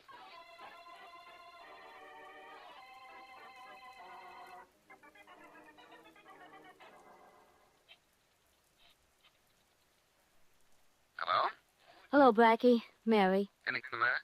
Oh, nothing particularly. I was just reading in the paper about the Brandon murder. I see they still don't know why he was killed. Oh, they probably find out it was a robbery, Mary. And all Faraday has to do is to find some of the stolen articles, trace them, and he'll find Raven's killers. I'm more concerned with that Peterkin angle. I can't figure out who changed my name and why. Oh, Blackie, there's somebody at the door. I'll call you back. Oh, wait, Mary. Are you expecting anyone? No, not. Well, look, Faraday's been much too quiet. It isn't like him to leave either one of us completely alone after we've been found with a body. So leave the phone off the hook. Your caller may be the inspector. Yeah. Just a minute. Oh, I get it. If it's the inspector or someone else from the police department, I'll steer them over near the telephone so you can hear, huh? Good girl. Now let them in. Right. Come in. Miss Wesley? Oh, Mr. Winston. How's the insurance business? Fine, Miss Wesley.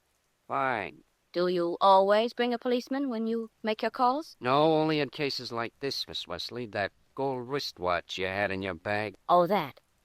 It was bought at Brandon's by Boston Blackie. I had it in my Never purse. mind how you got it, Miss Wesley. Do you lying to somebody else? This watch is stolen property. Get your hat and coat. You're under arrest. Now, just a minute, Mr. Winston. Blackie, are you still there? Yes, Mary, I'm here. I heard everything. What do I do now? Go to headquarters with Winston. You won't be there long. Somehow I feel Mr. Peterkin is mixed up in this, and I'm going to find out how before I get mixed up entirely.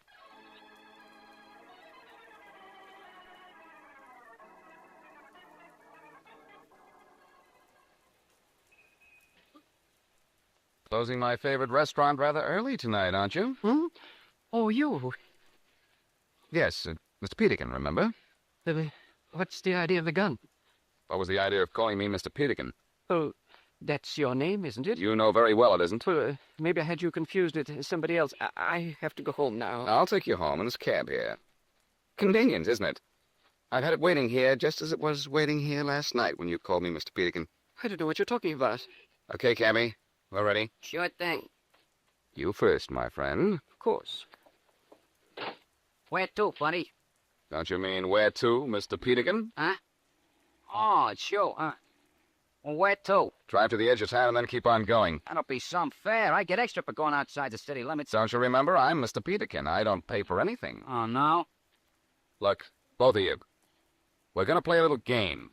What kind of a game? A game called Peterkin. Your name is not Peterkin? Yeah. Ain't it Peterkin? No, it isn't. And I'll tell you a funny little story. Only one other person in this world called me Mr. Peterkin. And do you know where he is now? No. In a morgue. That? He doesn't work there. All right, we made a mistake. We thought you were Miss Peterkin. Who told you to think that? Nobody. Say nobody to me once more, my friend, and you'll be a body. Or have you forgotten this gun in my hand? Look, if we tell you, then what? Shut up, you. Shut up, you. Go ahead, driver. I don't know anything except it was a joke. Well, make me laugh, and maybe I'll let you live. But as for you... That driver's telling the truth. It was just a joke. Who told you to call me Peterkin? Brandon, the jeweler, but we didn't know who Brandon was until we saw his picture in the paper today. Yeah, he gave us no to call you Peterkin. He said it was a gag. Certainly was, on him. Take me to police headquarters, cabby. You want to turn us in, are you? No, I'm not turning you in, but I think I'm on the verge of turning a killer up.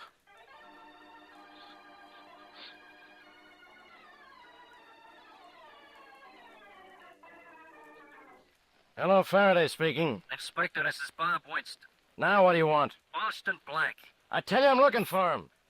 But I can't find him. You'd better find him. I questioned Miss Wesley, and she insists Boston Blackie gave it a watch. Now, you get me Blackie. I'm trying to. Well, stop trying to get him. Look, Winston, when I can't find Blackie, he can't be found. Hello? Hello? You hang up. That's good. Come in. Hello, Faraday. Blackie, I've been looking everywhere for you. Well, I haven't been everywhere, Faraday. Maybe that's why you didn't find me. Look, Winston made me put Miss Wesley in jail, and he wants you. I know that. Well, I hope you know something else. I'm going to arrest you, but I don't want to. Oh, go ahead and arrest me, Faraday. I won't mind. If you book me under the name of Peterkin. Peterkin? What are you talking about? A little plot to make it look as if I robbed Brandon's jewelry store. It's a crazy story, Faraday. Yeah.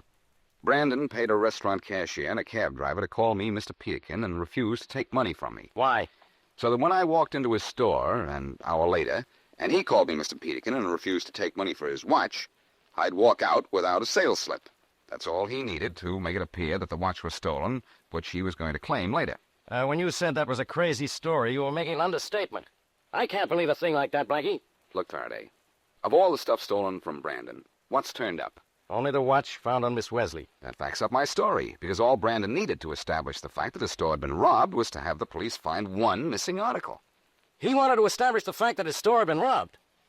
Blackie, that sounds as if Brandon robbed his own place. I think he was in on the deal, Faraday.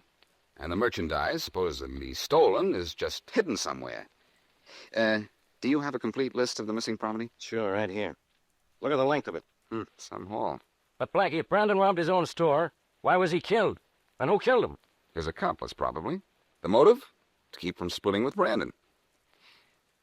Say, according to this list, everything stolen from Brandon was delivered by the same wholesale jeweler, Bill Jackson. Yeah, on consignment, too. But Brandon was insured, and Jackson is going to get his money just the same. Doesn't it seem rather odd to you that, with the exception of the watch, Brandon was robbed of only the jewels he bought from Jackson? Say, that is funny, isn't it? It's funny enough to make Jackson laugh himself sick. Suppose Jackson never delivered these diamonds, and Brandon then reported them stolen. Jackson still has his diamonds, plus a cut of Brandon's insurance money. Then Jackson was Brandon's accomplice? Maybe, unless Winston was. Winston? You mean he was in for a split of the insurance payoff? Winston's been trying awfully hard to prove that Mary and I robbed Brandon's store. All he needs is proof of robbery to get his company to pay the claim. You see what you can get out, find out about him. I'm going to call on Jackson. Can you tell me anything about him? Sure. Well, he talks with an accent, for one thing. What kind? I just talked to him on the phone. It's hard to tell. Central European, maybe. Like this? Inspector Faraday, I am Edward Blackburn. It is good to see the police working for justice. Well, that's pretty close. But what's the idea? If you want to talk to a guy, it is sometimes smart to talk his language.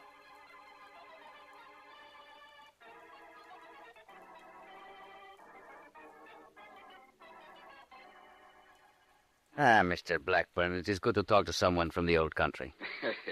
You would do business with someone from the old country, Mr. Jackson, of course? Of course. I am a bit embarrassed. The duty on jewelry is high, as you know. I intend to... Forget to declare it? Yes. Forget. I think we can do business, Mr. Blackburn. How much do you want to spend? I can put my hands on $50,000. I can let you have twice that amount in jewelry, Mr. Blackburn. I am afraid I do not have that much money. Just let me show you what I have in my safe. Here, I will open it. Fine. Magnificent, Mr. Jackson. Never have I seen such jewels. Yes, and everything in my safe is for sale, and at a special price. Why a special price? I do not ask you questions. You do not ask me questions. Do you mind if I use your phone? I do not have this much money on me. I shall have to send for it. Yes, go ahead. You will select for me $50,000 worth of the jewelry from your safe. Gladly. You are indeed the man to do business with, Mr. Jackson. I can see that. Faraday speaking. This is Blackburn. Blackburn? I have found... Yes, I have found the jewels I want. You will bring the $50,000? Jackson has everything? Mr. Jackson is everything, my friend. Hurry. We'll be waiting for you.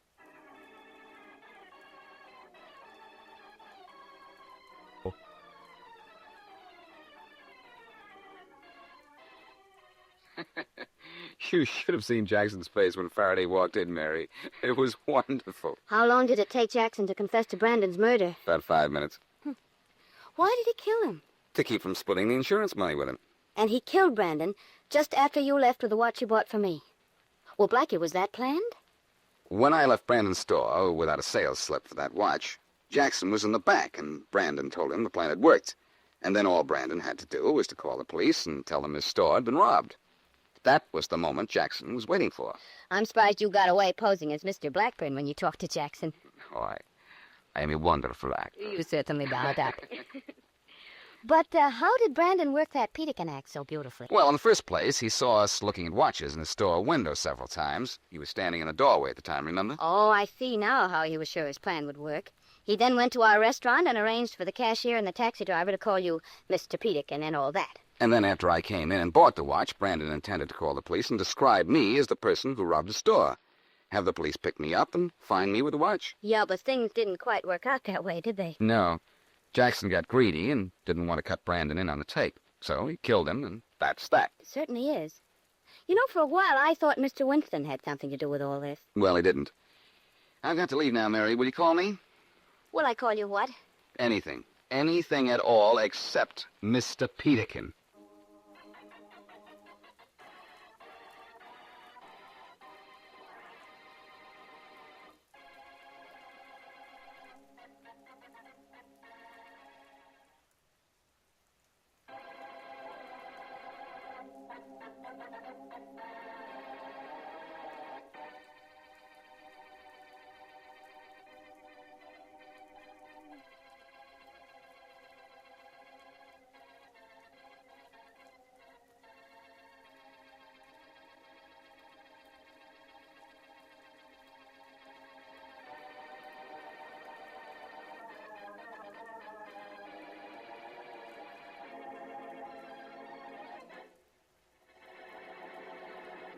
Dad?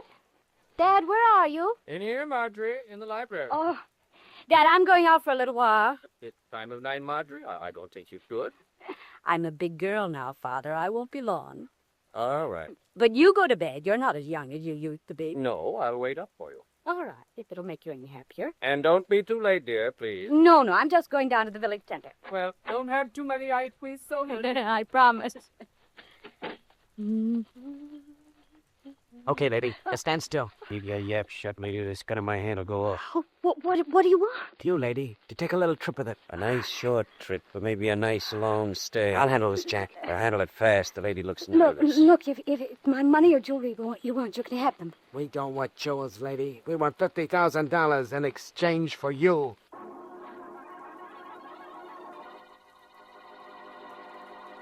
And now meet Dick Calmer as Boston Blackie.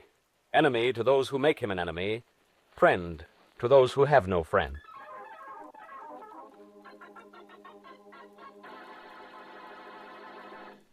Oh, Blackie, hurry up or we'll be late for the party. You know, you were supposed to be all ready when I came to pick you up. Well, it's a late party, isn't it, Mary? So doesn't that mean everybody should be late? Now, darling, if you're going to make jokes like that, maybe we better not go. I'll behave. How do I look? Beautiful? I'll settle for handsome. All right, handsome, you're beautiful. Let's go. Uh-oh. The doorbell. I might have known. Don't worry, Mary. This can't be trouble. Come in. You shouldn't have said that. This Boston Blackie's apartment. Yes, and he's just sleeping. With me. I'd like to speak to you for just a minute. Well, that's about all the time I have right now. You see, we were very just... serious, Blackie. I'm Harry Conden, John White's son-in-law. Is that very serious? It's not serious enough to make us late for that party, darling. Well, can't this wait till morning, Conden, whatever it is? No, it can't. My father-in-law found a note about an hour ago. My wife has been kidnapped. I need your help, and quick. Oh. Sit down, Conden. Oh, that's awful. Mary, you'd better call your friends and tell them their party will have to do without us tonight. Yes, it certainly will. I'll call him right away. All right, Conden. Let's have the facts. Well, I certainly didn't expect to get your help this quickly. I don't usually offer to help this quickly. But to me, there's no crime in the world worse than kidnapping. When did you first discover your wife was missing? About an hour ago. I'd just come back from Philadelphia, and her dad met me at the door with the ransom note. When did your father-in-law last see his daughter? He said Marjorie went out of the house at about 11 o'clock. That's the last he saw of her. Well, how did he happen to find the ransom note? We thought he heard a noise outside the front door a few minutes after she left. Yeah. He went out to investigate, and the note was hanging from the doorknob. I suppose the note said, don't call the police. Yes, and a whole lot more. But we did call the police just the same. It wasn't until we calmed down a little that we thought of contacting you. Well, maybe if we work fast, we can get your wife back. How much ransom did the kidnappers ask? $50,000. Do you have it? Well, I don't, but Marjorie's dad has it. And a lot more besides, as you probably know. To whom was the ransom note addressed, you or your wife's father? Well, to Marjorie's father. Yeah, that's proof the kidnappers knew which of you two had money, and that may help in tracing them. Dad wants you to come to the house right away, if you will. You know I will. It's all set, Blackie. I got us out of going to that party and no damage done. Well, I'm going to another kind of party, with the express purpose of doing as much damage as I can.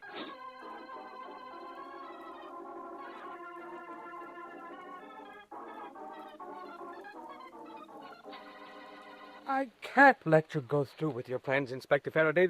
This ransom note says specifically not to notify the police. Well, you did the right thing in calling us in, Mr. White. We know how to work in cases like this. Do you, Faraday? I doubt it. Blackie, what are you doing here? Annoying you, as usual. He's here on my invitation, Inspector Faraday. Dad, this is Boston Blackie. How do you do? How do you do, sir? Blackie, this is a serious thing. A girl's life is in danger, and I don't want you or any of your ideas around me. Mr. White, I can't do a good job of finding your daughter if I have to keep one eye and half the police force on Blackie. But you can work together on this, I'm sure. I told my son-in-law to ask for Blackie's help because I know how successfully he's aided your police before. Hear that, Faraday? I heard that, but I don't want to hear anything from you. All right, Mr. White. We'll work this thing any way you like. Thank you, Inspector. Now, first, I think we'd better familiarize Blackie with the conditions of the kidnapping and the contents of the ransom note. I know under what conditions she was kidnapped, Mr. White. Now, look, where was your son-in-law during this kidnapping? You've been gone all day, haven't you, Harry? Yes, I was in Philadelphia on business. I didn't get home until about 2 hours after Dad discovered Marjorie was gone. You went to Philadelphia again today? Yes. I sent you down there yesterday. Well, I went yesterday and today. When I got to the office this morning, there was a letter from a firm down there saying they wanted to see me right away. Well, let's skip that for now. May I see the ransom note, Mr. White? Of course, Blackie. Here, it's rather long. Yes, long and clever, too. The words were cut out of Good News magazine and pasted down to make sentences. Took a long time, too. This thing was well planned. How do you know those words were cut out of the Good News magazine? I recognize the type and the quality of the paper, Faraday. Say, I'm opening a detective school next week. Why don't you enroll? Let me have that note. I'll read it. Never mind showing off, Faraday. I'd better read it. There'll be less stumbling over the big words. Mr. White, you see now I don't want this guy around? Really, Inspector? It's all right, Mr. White. We'll get down to business right now. Yeah, let's see what's in this ransom note. The instructions for delivering the ransom money are certainly given in great detail. I'm glad they are. I want to give them the money in exactly the way they ask for it. How soon can you have it? Tomorrow morning. That's when they want it. Well, let's see. It says here, put $50,000 in denominations of $5 and $10 bills in a tin box. Get an airplane and fly due north from this city Wednesday morning until you are over the Wasika Mountains. The Wasika Mountains cover an area of hundreds of miles. How are we going to know where to drop the money? Here's where they answer that question, Faraday. You will fly over the designated area with your radio set at 1780 kilocycles. We will contact you by walkie-talkie and give you instructions as to the exact spot the money is to be dropped. I can charter a plane first thing in the morning. Do that. These kidnappers are clever. The Wasika Mountains cover a large territory. There are plenty of roads through them, but no towns. Look, the nearest town of any size at all is a good 50 miles from the edge of the mountains. The kidnappers will never come near a town or a village after they receive the money. No, sir, they won't. We can usually catch kidnappers when we deliver the ransom money, but this time we can't. Yeah, they're plenty clever. I understand that, Inspector, but I want that money delivered. All right. I'll deliver it. No. I won't let you. You're a policeman, and I promise not to call the police. Blackie, would you deliver the ransom money? Would I? Why, yes, I would and I will, but under one condition. You can have any condition you like. Well, what I'd like is to be allowed to handle this all by myself. Now, wait a minute, Blackie. Sorry, Faraday, sorry, but if I do this, I do it my way, without any interference from the police. I'm quite agreed. How about you, son? I think Blackie should be the one to do it. And so do I. You have to see it our way, Inspector. Well, I guess I do with that. All right, Blackie, it's all yours. But I'm going to put you under a time limit. That's all right with me, Faraday. You're under one yourself. If you don't have the girl back in 2 days, or rather 2 weeks, the FBI takes over from you. I suppose you'll find the girl in 2 days. 2 days, Faraday? I don't know. This is something I've always wanted to do, work on a case without having you to worry about. There's no telling how fast I'll work. We have to work fast. What time do you want the money? Get the money, charter a plane for me, and I'll leave the airport at 9:30 tomorrow morning.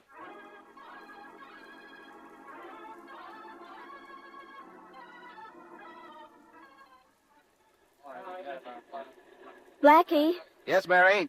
I don't like the sound of that plane warming up. Be careful, will you, darling? Worried? You know I am. Please be careful. Better tell that to the pilot over there. He's in charge of the plane. I'm only his passenger. Now, that's what worries me. Have you got a parachute? A parachute? What for? In case something happens over the mountains and you have to come down. I think I'd rather come down in a plane than in a parachute, Mary. Hey, here comes Mr. White and his son-in-law with the money. Oh, darling, the thought of you flying over those mountains in that plane scares me to death. What do you want me to do, Mary? Fly over those mountains without it? Hello, Blackie. I'm sorry we're a little late, but there was a little difficulty getting the money. And then we were caught in the downtown traffic. Gentlemen, this is Mary Wesley. How do you do, Miss Wesley? Well, I don't think the kidnappers will mind waiting a few minutes for their money. You have it? Yes, here it is.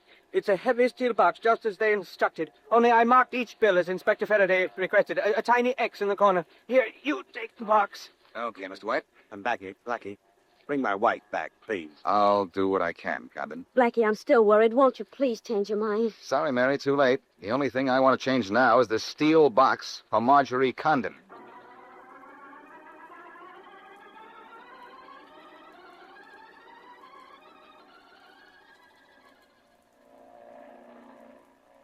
Say, pilot, how far from the city are we now? About 100 miles, Blackie. Those are the Wasika Mountains down below us now, aren't they? Mostly the foothills. Foothills, huh? Oh, yeah, I see the higher mountains up ahead. Sure a slick place to wait for ransom money. Why, it'd take an army of police to block off all the ways out. I think the kidnappers had that in mind. Your radio tuned to the frequency they wanted? Yep. 1780 kilocycles. Good. How soon do you think we'll hear from them? 2 miles, maybe. A walkie-talkie doesn't have a terrific range. Have that box of money ready? All set. I saw you looking in it. Does $50,000 look like a lot of money? In 5s and 10s, it sure does. Hello, airplane. Hello. Can you hear me? Can you hear me? Over. There's our contact, Blackie. Good. I'll take the talk back now. Yeah. Hello, airplane. Hello. Can you hear me? Can you hear me? Over. Yes, we can hear you. Over. We can see you. Head due north 1 mile. Due north 1 mile. Over. How are we heading, Johnny? North-northeast. The moment I'll head due north right away. Hello. We'll head due north. Then what? Over. Straight ahead of you, there's a high peak. A high peak. Fly directly over it. In the valley on the other side, you'll see a large white square on the ground. Fly at 500 feet. Drop the money near the square, then scram. Over. All right, I'll do it. But when do you return the girl? Over. After we get the money. You're crossing over the mountains now. Do you see the white square? The white square. Over. I see it, Blackie. We see it. Here comes your money. Just open the window on the side of the counting and drop it. You don't have to be too accurate. I know, but I'd like to drop it on their heads. There it goes. Nice going, buddy. The box is moving pretty close to the square. Thanks for the piggy. You're welcome, pal. Just let's call it a present for the present.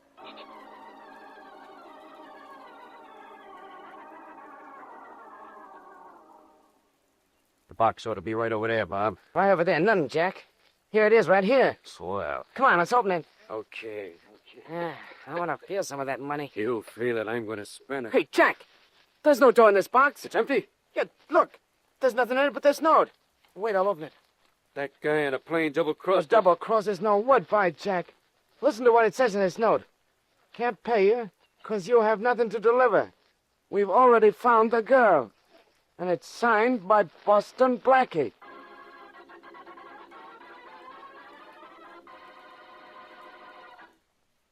And now back to Boston Blackie.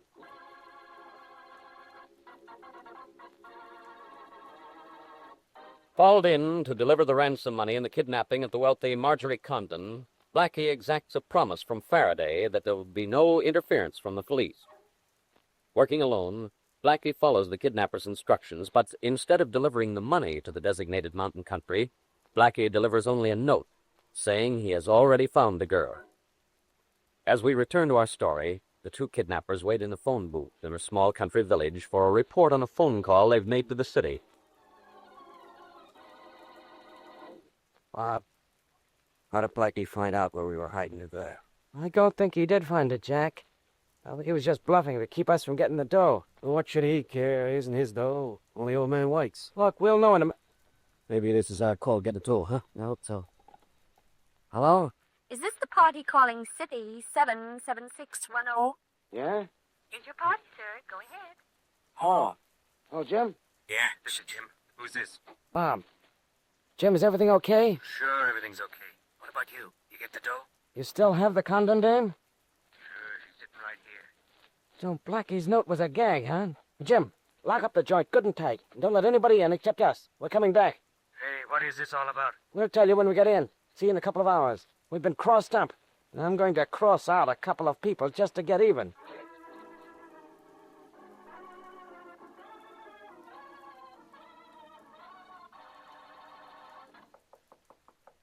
That you, Bob? What do you think it is, Jim? Open up. Okay. Boy, you sure got here quick, Bob. You must have flew. I did, Klein. I'm not Bob. Hey, you're not getting in here. Oh, yes, I am. No, you're not. I did like a flash. And you're going up? Like a light. Well, that takes care of you for a few minutes. You look like a light sleeper. Who's out there? Who's in there? Marjorie Conden? Yes, who's that? Don't be afraid to come out, Mrs. Conden. I'm on your team. I can't come out. I'm locked in. Well, I can take care of that without any trouble. Are you from the police? Far from them, Mrs. Conden. I'm Boston Blackie. How in the world did you get by me? How? Well, I get this door open. I'd rather give you the details of that brilliant piece of masterminding face-to-face. There, the lock's in. And the door is open. Or am I seeing? Hello. I'm seeing things, all right. You... No, never mind what I look like, Blackie. Let's get out of here. Oh, no. No, we're staying here till I call Faraday and have him send some men to take you home on a sleeping duty to headquarters. Then I'm going to wait here and welcome home the other two kidnappers.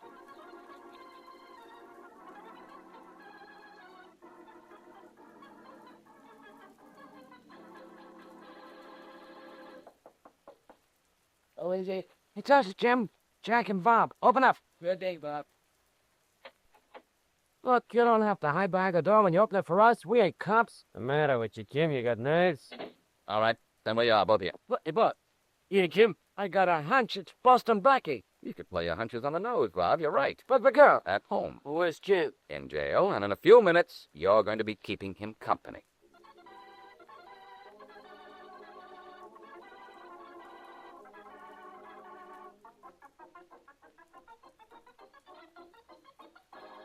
Well, Faraday, this is one time you can't throw me out of your office. Marjorie Conden is home again, and you have your three kidnappers in jail. Well, I guess this case is over. Guess again, pal. those 3 kidnappers had a lead at, and he's still at large. What makes you think that? A few facts. Yeah? What? Well, I have a little surprise for you, Inspector. First, guess who hired those 3 men to kidnap Marjorie Conden? How can I guess? Tell me. All right, I will tell you. Harry Conden. Harry Conden, the husband? Blackie, maybe that airplane you took over the mountains went too high. No, Faraday, but the business trip Harry Conden took to Philadelphia went the way of all phony alibis. Eh? You saw the letter he claims to have gotten from Philadelphia, didn't you? Sure, I saw it. You remember what company it was from? Yeah, I think it was the Realty Tool Company. Or something like that. That's right. And Conden said he was away from home the evening his wife was kidnapped because he was on a train coming back from paying a call on the Realty Tool Company. Well, sure. What's wrong with that? I found something wrong with it, Faraday. Before I left for the airport this morning, I called Philadelphia and was told that the Realty Tool Company has been out of business for 15 years. What? Faraday, Conden faked that letter and mailed it to himself from Philadelphia the day before the kidnapping as an alibi for not being around when he planned to have his wife picked up. It sure sounds like it, Blackie. But why would he do a crazy thing like that? Money, Faraday. But he got money from his father-in-law. He got money from his father-in-law, all right, but not in the one lump sum he needed, and quick. He needed $50,000 fast, huh? What for? For something else I checked on while you were just sitting around waiting for me to do things for you. He owes over $40,000 in gambling debts. How do you know? Mary found out for me. I put her to work on a hunch I had. She got to me with the information about an hour ago. So Conden had his wife kidnapped, huh? That makes him as guilty as the guys I have in jail. Just as guilty, yes. But not just as much in jail. Well, come on up to his father-in-law's house. We'll fix that right now.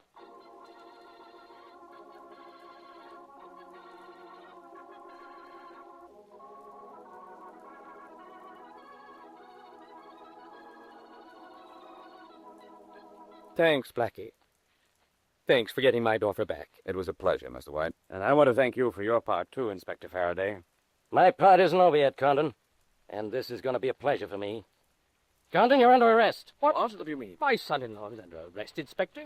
For what? For complicity in the kidnapping of his wife. Well, I hope you're trying to be funny, Inspector. Why, this is ridiculous. More than that, it's a lie. A lie, Conden? That business trip you said you took to Philadelphia. That's the lie around here. What do you mean, Inspector? I mean that letter he got from the Realty Tool Company was a phony. There's no such firm. Now, don't play innocent with me, Conden. I know you faked that letter, and I know a whole lot more about you, too. You asked for $50,000 ransom money because you owed that much in gambling debts. Well, that's true. I owe that much and money. And because I wouldn't give it to you, you thought to extort it from me. I might have expected this from you, Harry. Mr. White, did Conden here try to get the money for his debts from you? He certainly did, Inspector. But I wouldn't give it to you. Yeah, but he got it, didn't he? By making you pay ransom for your daughter. Conden, you're fool enough to try to get away with a stunt like this. Maybe you're fool enough to have some of the ransom money on you. I don't have a dime of it. Then I'll make you a bet that he doesn't, Faraday. Say, whose side are you on, Blackie? Yours, Faraday. You don't go too far. I think Conden's guilty on the evidence you already have. But I know he doesn't have the ransom money on it. You want to bet? On a sure thing? Why not? Pretty sure of yourself, aren't you, Blackie? Well, I'll show you how smart I am this time. Let me have your wallet, Conden. Well, sure. Here. Faraday, you're going to be awfully disappointed. Quiet, Blackie. Mm-hmm. Pretty thick stack of bills in here, Conden. Hey, Mr. White, how was that money marked? A small X in the right-hand corner, Inspector. A lot of money in here. Here's a 10 right here, and 2 5s. Marked with a small X in the right-hand corner. No, this is a frame. Well, I'll So this guy didn't have the ransom money on him, eh? Faraday, this is impossible. Impossible nothing. Here's some of the marked money, right here. So you were so smart, huh? Come on, Conden. You're going to jail. Just a minute, Faraday. What for? Don't take Conden to jail. He can't possibly have any of the ransom money. Because I never delivered it. No. You never delivered it? Nope. It's all in my apartment right now. Every last dollar of it. But if you have the $50,000 in your apartment, where'd this money come from? It's marked like the ransom money. I think it came from Mr. White here. What? Who marked a few extra bills in addition to the $50,000 and planted them in Conden's wallet. That's a lie. Why would I do such a thing? You didn't like your son-in-law. That's one why. Didn't like me. He hated me. He tried a dozen times to get his daughter to divorce me. Why, yes, he wouldn't.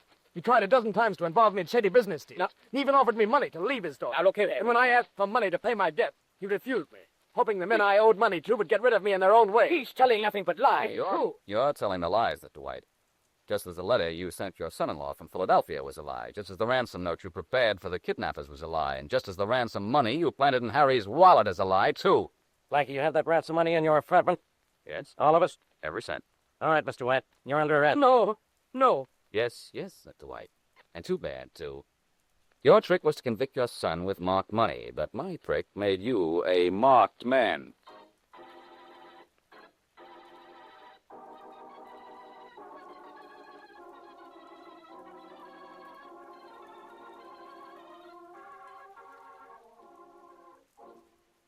Well, Blackie, I just read Mr. White's confession. But the newspaper story doesn't say how you found Marjorie Conden. I like to keep those little tricks to myself, Mary. Can't we keep them just to ourselves?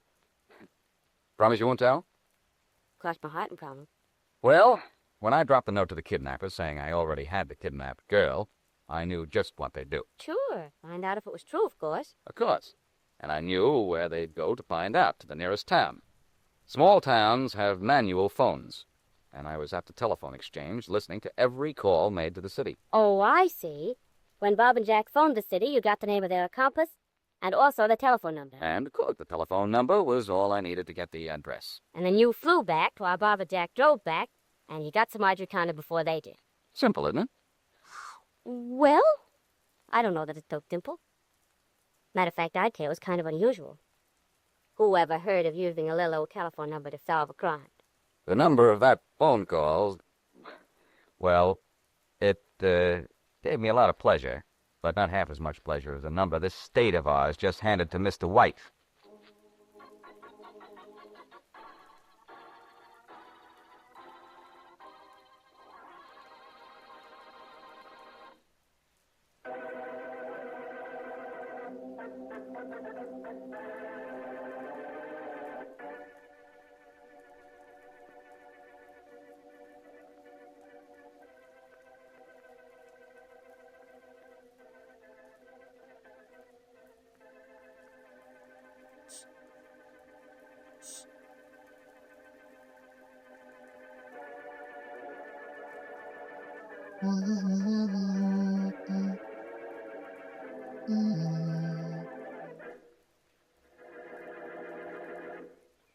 Don't look so surprised, Miner. Sure you've seen me with a pistol in my hand before? Harry, why are you pointing it at me? Not sort of a rough idea. You wouldn't dare kill me. No? I think it's different, babe. Planned this for a long time, and my plan to work out perfectly. Your plan? Know how I telephoned you to meet me at the mountain lodge? Know how I met you at the station? So we got a heated view. Forgive me, Harry. I know you're joking. But I'm not joking. Your being here like this was the fin of my plan. I'm very clever. Worked out a way to kill you and never be caught. If you give me pay, you go to the electric sea. I'll go to trial then. But I'll be acquitted. Busted out of your mind. I can't talk to you much longer, my darling wife. I'm away from the lodge too long. My alibi may not be as good as I want to be. Harry, you can't tell me.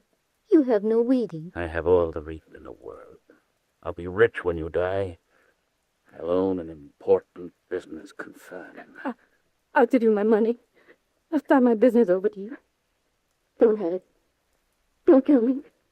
You can have everything you want. I've got everything I want. Now?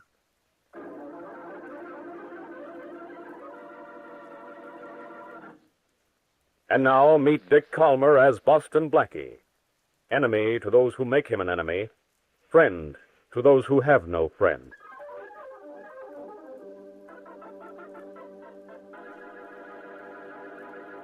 Order! Order in the court! You may proceed, Mr. Holloway. Thank you, Your Honor. To continue, ladies and gentlemen of the jury. In judging Harry Benton, as you will and must, I ask only that you keep in mind this fact, and you will be forced to free Harry Benton from this hideous charge.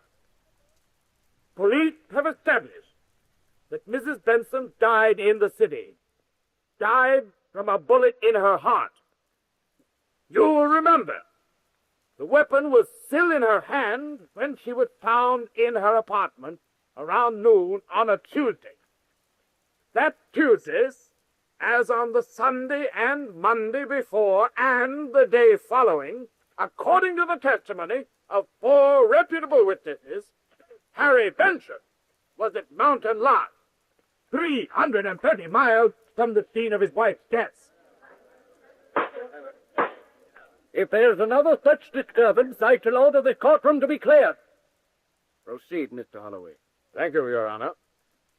To continue, ladies and gentlemen of the jury, Mrs. Benson had reason to take her own life. You have seen evidence in the form of letters written by the dead woman 2 days before her death that prove she was despondent over her mother's recent passing. On this evidence, I say that Mrs. Harry Benson killed herself and was not killed by her husband.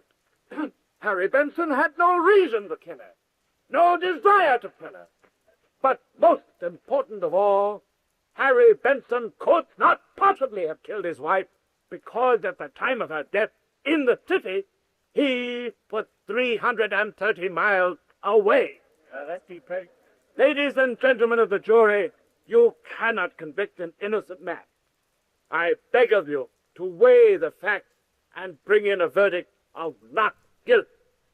For Harry Benson has committed no crime, and you cannot find it in your heart to find him guilty of something for his time. Order! Order in the court. Have you, the jury, reached a verdict? We have, Your Honor. How do you find the defendant? We find the defendant not guilty.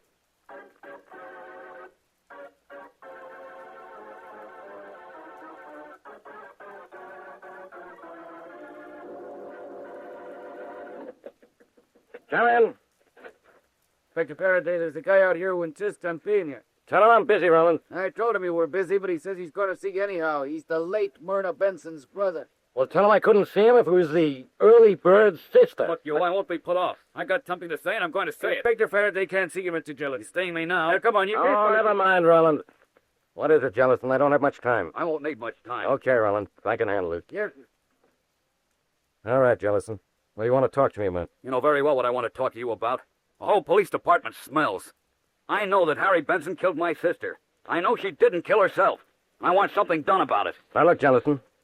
I think that Harry Benson killed your sister. I feel she didn't kill herself. But there's nothing I can do about it. You can send him to the chair for murder. I tried that. The DA tried that. The courts tried that. But the jury said he wasn't guilty. And that's your fault. If you'd had enough evidence against him, the jury would have convicted him. We had all the evidence we could find, and that was plenty. But it didn't add up to proof. Then find more evidence. You know he did it. Why can't you get more evidence and try him again? We can find more evidence, maybe. But we can't bring him to trial again. With more evidence, of course you can. Oh, no, Jellison. Once the man is tried and found innocent, he can never be tried for the same crime again. You mean he's free for good? That's the law, Jellison. There's nothing I can do about it. You mean there's nothing you will do? There's nothing I can do. Well, I can do something. In fact, I can do plenty. Now, be careful, Jellison. Careful? How careful have you been? Thanks to you, my sister's killer goes free. But he won't stay free. I'm going to make him pay for what he's done. Now, don't be a fool. Call me whatever you like. If the law won't punish Harry Benson, I'll take care of him myself.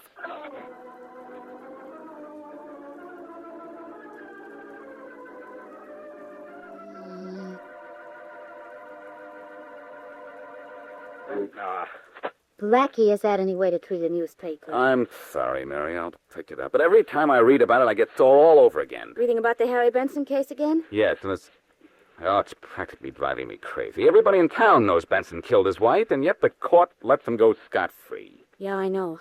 Can't anything be done about it? Not a thing. Something could be done. Faraday and the DA's office would have done it. Come in. You Boston Blackie? Yes? I want to talk to you, and I want you to listen. Now, wait a minute. There isn't time to wait. I don't want the same slough off from you I got from the police. Something can be done about it. Something can be done about what? Oh, I'm sorry. I'm John Jellison, Myrna Benson's brother. Oh. Miss Whitley, Mr. Jellison. How do you do, Mr. Jellison? I think I know what you want from me, Jellison, but there's nothing I can do. Benson can't be tried again? No, he can't. No matter what new evidence I might be able to uncover. Why is that, Blackie? For a very good reason, Mary. Our laws are made for the protection of the individual. The law says a man cannot be tried more than once for the same crime. More evidence will do absolutely no good. But you could do something. You could make him confess. So what? Even if he confessed, he couldn't be tried again. In the first place... I thought you'd come running up here, Jellison. Hello, Faraday. Don't let this guy worry you, Blackie. He's coming with me. You mind your own business, Faraday. And while you're minding your own business, Inspector, mind putting away that gun? It may take a gun to handle this guy, Blackie. He was just in my office threatening to... I know, threatening to kill Harry Benson for murdering your sister. And nobody would blame him if he did. He killed my sister, and I won't let him get away with it. I share your sentiment, Jellison. You can share his sentiment, Blackie. But do anything about it, and I'll see to it that you also share his felt.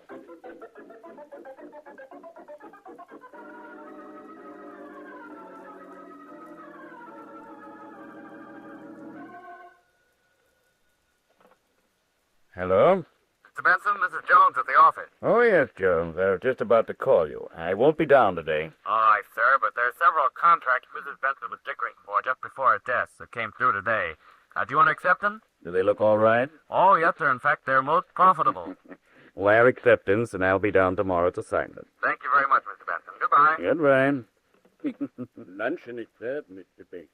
Oh, thank you, Williams. I'll be right in. Excuse me, sir. Hmm? I haven't had an opportunity to tell you before this, but the servants are most happy. Happy about what? That you were not made to suffer for something you didn't do. Oh, thank you, Williams. We were so worried all during the trial. There wasn't anything to worry about, Williams. The law protects an innocent man. We are all so grateful that it does, sir. I'll get it, Williams. Now, you may serve luncheon. I'll be right in. Yes, sir. Right away. Hello? Hello, Mr. Benson. This is Jones at the office again. Oh, yes, Jones. Mr. Ward at the exchange has teletyped us that your Antico stock is rising, sir.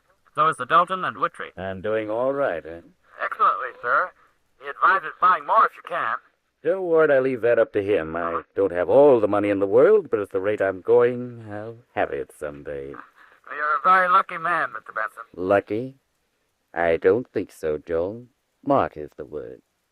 And you don't know how.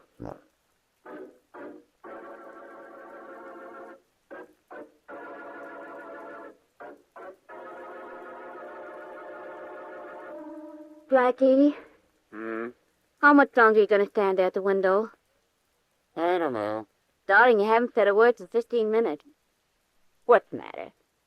Mary, I'm going to do it. Do what? Help that fellow Jellison. You said yourself there was nothing that could be done. There is something, though. Something that'll bring him to trial again? No, nothing will ever do that. But I can give everybody some satisfaction if I can prove beyond a doubt that Benson is either guilty or not guilty. Oh, then there is a doubt. Not in my mind of it. But if I can dig for evidence, prove how Benson could be at Mountain Lodge and still be here in the city to kill his wife, maybe I can make Benson tougher. But you can't do that. Maybe I can prove that Mrs. Benton did commit suicide. That would satisfy Jellison that Benson wasn't getting away with murder. Oh, Blackie, why? Why, darling? What will you really accomplish? Well, nothing, I guess, but I might as well try to help poor Jellison. I have nothing else to do. I'll get it. Hello? Hello, Blackie. This is Faraday. How's the inspecting business, Inspector? No jokes, Blackie. You remember Jimmy Bolton? Remember him? Every time I have a nightmare, I dream about him. Well, he's up. Looking for you, Blackie. He can't be. I gave you evidence to send him to jail for life 3 years ago. I know that. But 3 hours ago, he broke jail. And one of his jailmates said he busted out for just one reason. Well, what am I supposed to do about it, Faraday? Call a cop? Now, look, wise guy. Jimmy Bolton went to prison for killing one of his best friends. So he won't think anything of killing one of his worst enemies. You.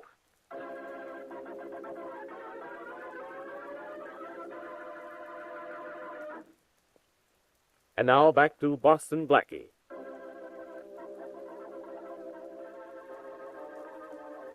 Harry Benson murders his wife, but he plans the murder so cleverly that when he is brought to trial, he is acquitted. And the law states that once a man is tried and acquitted, even evidence that later proves his guilt cannot be used against him. Blackie has decided to do what he can to help John Jellison, the dead woman's brother, when he hears from Faraday that Jimmy Bolton, a killer Blackie once sent to prison, has broken jail and is out to get his revenge. As we return to our story, Blackie and Mary are in Blackie's apartment, where Mary has just learned about Jenny Bolton. Blackie, you've got to do something. I'm going to, Mary. With what? See if I can't either prove Mrs. Benson kills herself or find some way to make Harry Benson suffer for killing. Darling, I'm not talking about the Benson murder case. I mean, what are you going to do about Jimmy Bolton? He's dangerous. I know it. He's a little too old to be reformed. Oh, forget it. Let me see that map of Mountain Lodge Country again, will you? All right. Here's what, but please do something about Jimmy Bolton. But look, call Shorty and P.P. knows Sir Bolton with him. If Jolly knows anything, he'll fall me, kin enough. Mary, look at this map. Here's Mountain Lodge, 330 miles from the city. Mrs. Benson was killed in her home on Tuesday at about noon. At that time, Benson was with 4 friends at Mountain Lodge. Blackie, darling, you know it's useless. A man can't kill a person who's 300 miles away. And even if you could, he could. What good would it do you? He won't get tried, you see. I know all that too well, but let's see if we can figure this thing out. It's a fact that Benson did kill his wife. Is it a fact and it can't be cool? I'll ignore that for a moment. Answer this. How did Benson kill his wife? I'll ignore that. I don't blame you. All right, let's drop the whole matter anyway and worry about Jimmy Bolton. We'll worry about Bolton later. Let's review the known facts of the Benson case. All right. According to the evidence, Mrs. Benson was killed in her home on a Tuesday, somewhere around noon. At that time, Benson was with friends at Mountain Lodge, 330 miles away. You know, we've gone over this about 330 times. But maybe this time is it. Now let's keep going. All right. Benson was at Mountain Lodge for 2 days before his wife's death and for 1 day after. He came back to his house and found her dead. And called the police. Then the police arrested him for her murder, saying that he had a motive and it was his gun that killed her. Which he had and which it worked. But God, Benson was with 4 other men at Mountain Lodge all day the day of the murder. He wasn't out of their sight for 1 minute. Oh, but he was married several times and for as much as an hour at a time. So what? How could he have left Mountain Lodge, come to the city, killed his wife, and gone back there all inside and out? Now, that's a round trip of 660 miles. I haven't married. Whatever it is, it's impossible. Oh, no, not this. The answer is Mrs. Benson wasn't killed in her home, but somewhere within a few minutes' drive of Mountain Lodge. The police say who was killed in her home. It looked as if she'd been. Benson planned his murder very cleverly.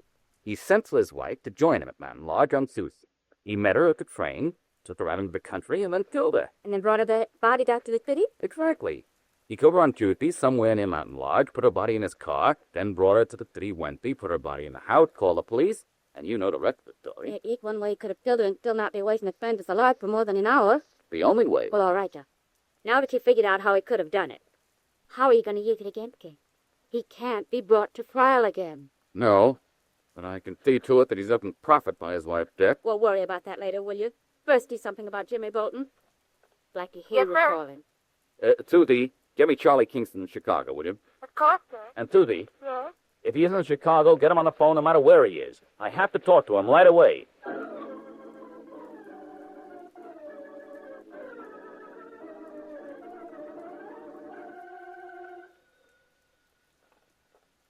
Hello? Mr. Benson, this is Jones at the office. You sound unhappy, Jones. What's the matter? Contract coming in too fast? Mr. Benson, it's about contracts, all right, but they're not coming in. They're being canceled. What? We've had 11 definite cancellations in the last hour. Our steadiest customers are withdrawing all their orders. What's the matter? I don't know. Well, don't let them cancel. Well, there's no way to hold them to their contracts, sir. They've got cancellation clauses. All their orders are being stopped quite legally. Well, don't do anything, Jones. I'll be right down. Yes. Williams! William! My girl, there are 5 of them. I haven't seen one of them for 2 hours. William! You were calling me, Mr. Benson? Here. Tell Harry to get my car. I have to go down to the office. I'm sorry, sir, but the chauffeur is no longer with us. Huh? All right, then tell Jack to bring my car around. Jack is no longer here either, Mr. Benson. Okay, then you get it. I'm sorry, sir, but I'm leaving too. In fact, all the servants have gone. You all left me. Why? Shall we say, to keep more profitable employment, sir? That's not the reason. You know it. Williams, you can't leave me. You... I'm very sorry, sir. But goodbye, sir. Williams, you can't... Hello. Mr. Benson, this is Jones at the office again. Now, what is it, Jones? Victor Ward of the Exchange up phone. Your stocks are dropping, sir. I thought Ward said they were rising. Well, they weren't, sir. Right after you bought, they kept on rising. But about an hour ago, everybody began selling. Your stocks are down 7 points. Still dropping. What does Ward think I ought to do? Fine, Mr. Benson. We'll check the drop. But I can't. I haven't the money. Well, then you'll have to sell, sir. But I can't sell. Those stocks are all I have. At the rate they're dropping, sir, in another 2 hours, they won't be worth having.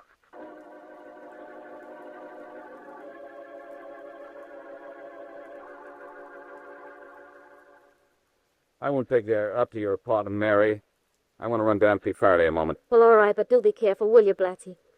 I'm worried about Kimmy Bolton. What to be careful about? Bolton will never get near me.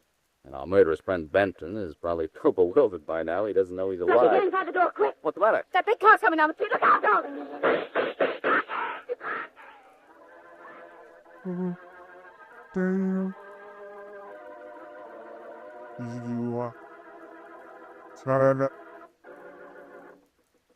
Yeah?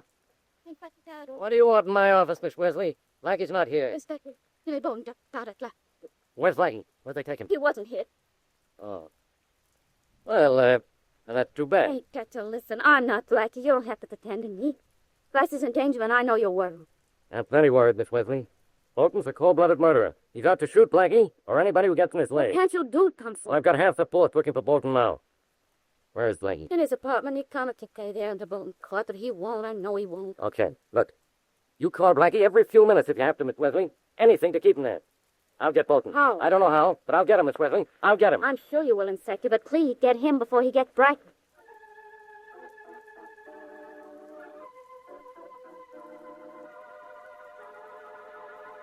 Yes, Mary, I'm right here, and I'm going to stay here.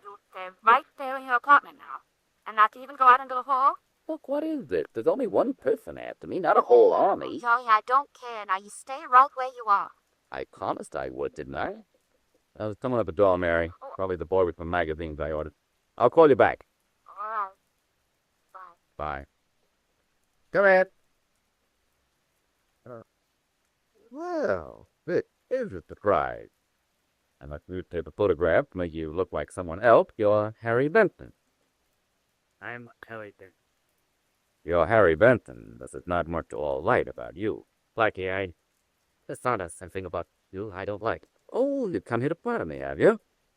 Is there just one thing you don't like about me? Two things. You and your friend Carly Kingston. Oh, I see. You heard from Charlie. Indirectly. Great guy, Charlie Kingston. He's the only man I know who can do things indirectly and get direct results. I'm not here to talk about the result. I'm here to talk about you. Because you put Kingston up to what he did. My kids and all faces back to you. What are you trying to do to me, Blackton? Trying, Benton? You've ruined me. I don't think you can prove that any more than the police could prove you murdered your wife.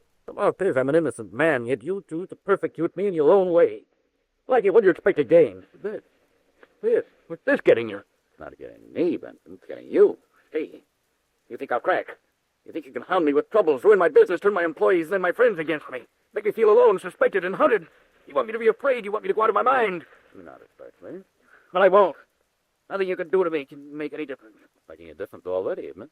You came in here rather calmly. Now you're getting excited. All right. I do have something to be excited about, but so have you. You leave me alone, do you hear? Well, I'll get even with you. Set aside now, then. You have a lot of catching up to do. I'll catch up. Don't expect me to wait for you. I have other things in mind to do to you before I'm finished. And maybe one of them is to beat you to a pulp. You so much excited me, Blackie. I know. We'll pull a gun out. Put it away, then. You don't commit murders that can be traced to you. I'm not going to consider, don't worry. Do I look like the worrying type? You're the type I hate. Look, you can't say anything about what you've done to me or what you plan on doing. Even if I admit I killed my wife, nobody can do anything to me. You don't have to admit you killed her, Benson. I know you did. You don't know any such thing. And I know how you killed her. She killed herself. Yes, in a way she did, by coming up to Mountain Lodge to meet you. She didn't come to the lodge. No. You didn't get there. You met her at the train. Took her to a secluded box, got her, then brought her body to the city the next day. You don't know that. That's another, Benson. You think your plan was so clever, can possibly be a terror to someone else? Oh, well, you are, Blackie. Leaving so soon? I was just beginning to enjoy this. Yes, I'm leaving. Better put that gun away before you walk out in the hall, my friend. You might frighten someone. Oh, no. I haven't my gun ready until I'm hunted. Now, you try to stop me. There he is, Robin. Hey, shooting Joe. There's no one hitting. Hey, Roland, what's the idea? You're supposed to be a cop. Hello, Blackie. Faraday's orders were to shoot the guy on sight, they put. Well, You certainly done a job on me. That you don't miss. I think you guys have made a rather silly mistake. If I answer the phone. Yeah, turn him over, Joe. Hello? Blackie, this is Faraday. Hello, Inspector. Say, a couple of your boys. You're worried about Jimmy Portler over. We just picked him up on the website. So, relax. Thanks, Faraday. You're a good boy. Now, but- do me a favor, will you, Blackie? I got your building full of cops with order to shoot Bolton on sight. Now, will you go out in the hall and tell those 2 men of mine to round up the others? Come on home. Sure, Faraday. But you mind doing me a favor? What? Reserve a slab in the morgue. Your men just shot and killed Harry Benton. It was an accident, Faraday, and accident will happen. But this time the accident happened to the right guy.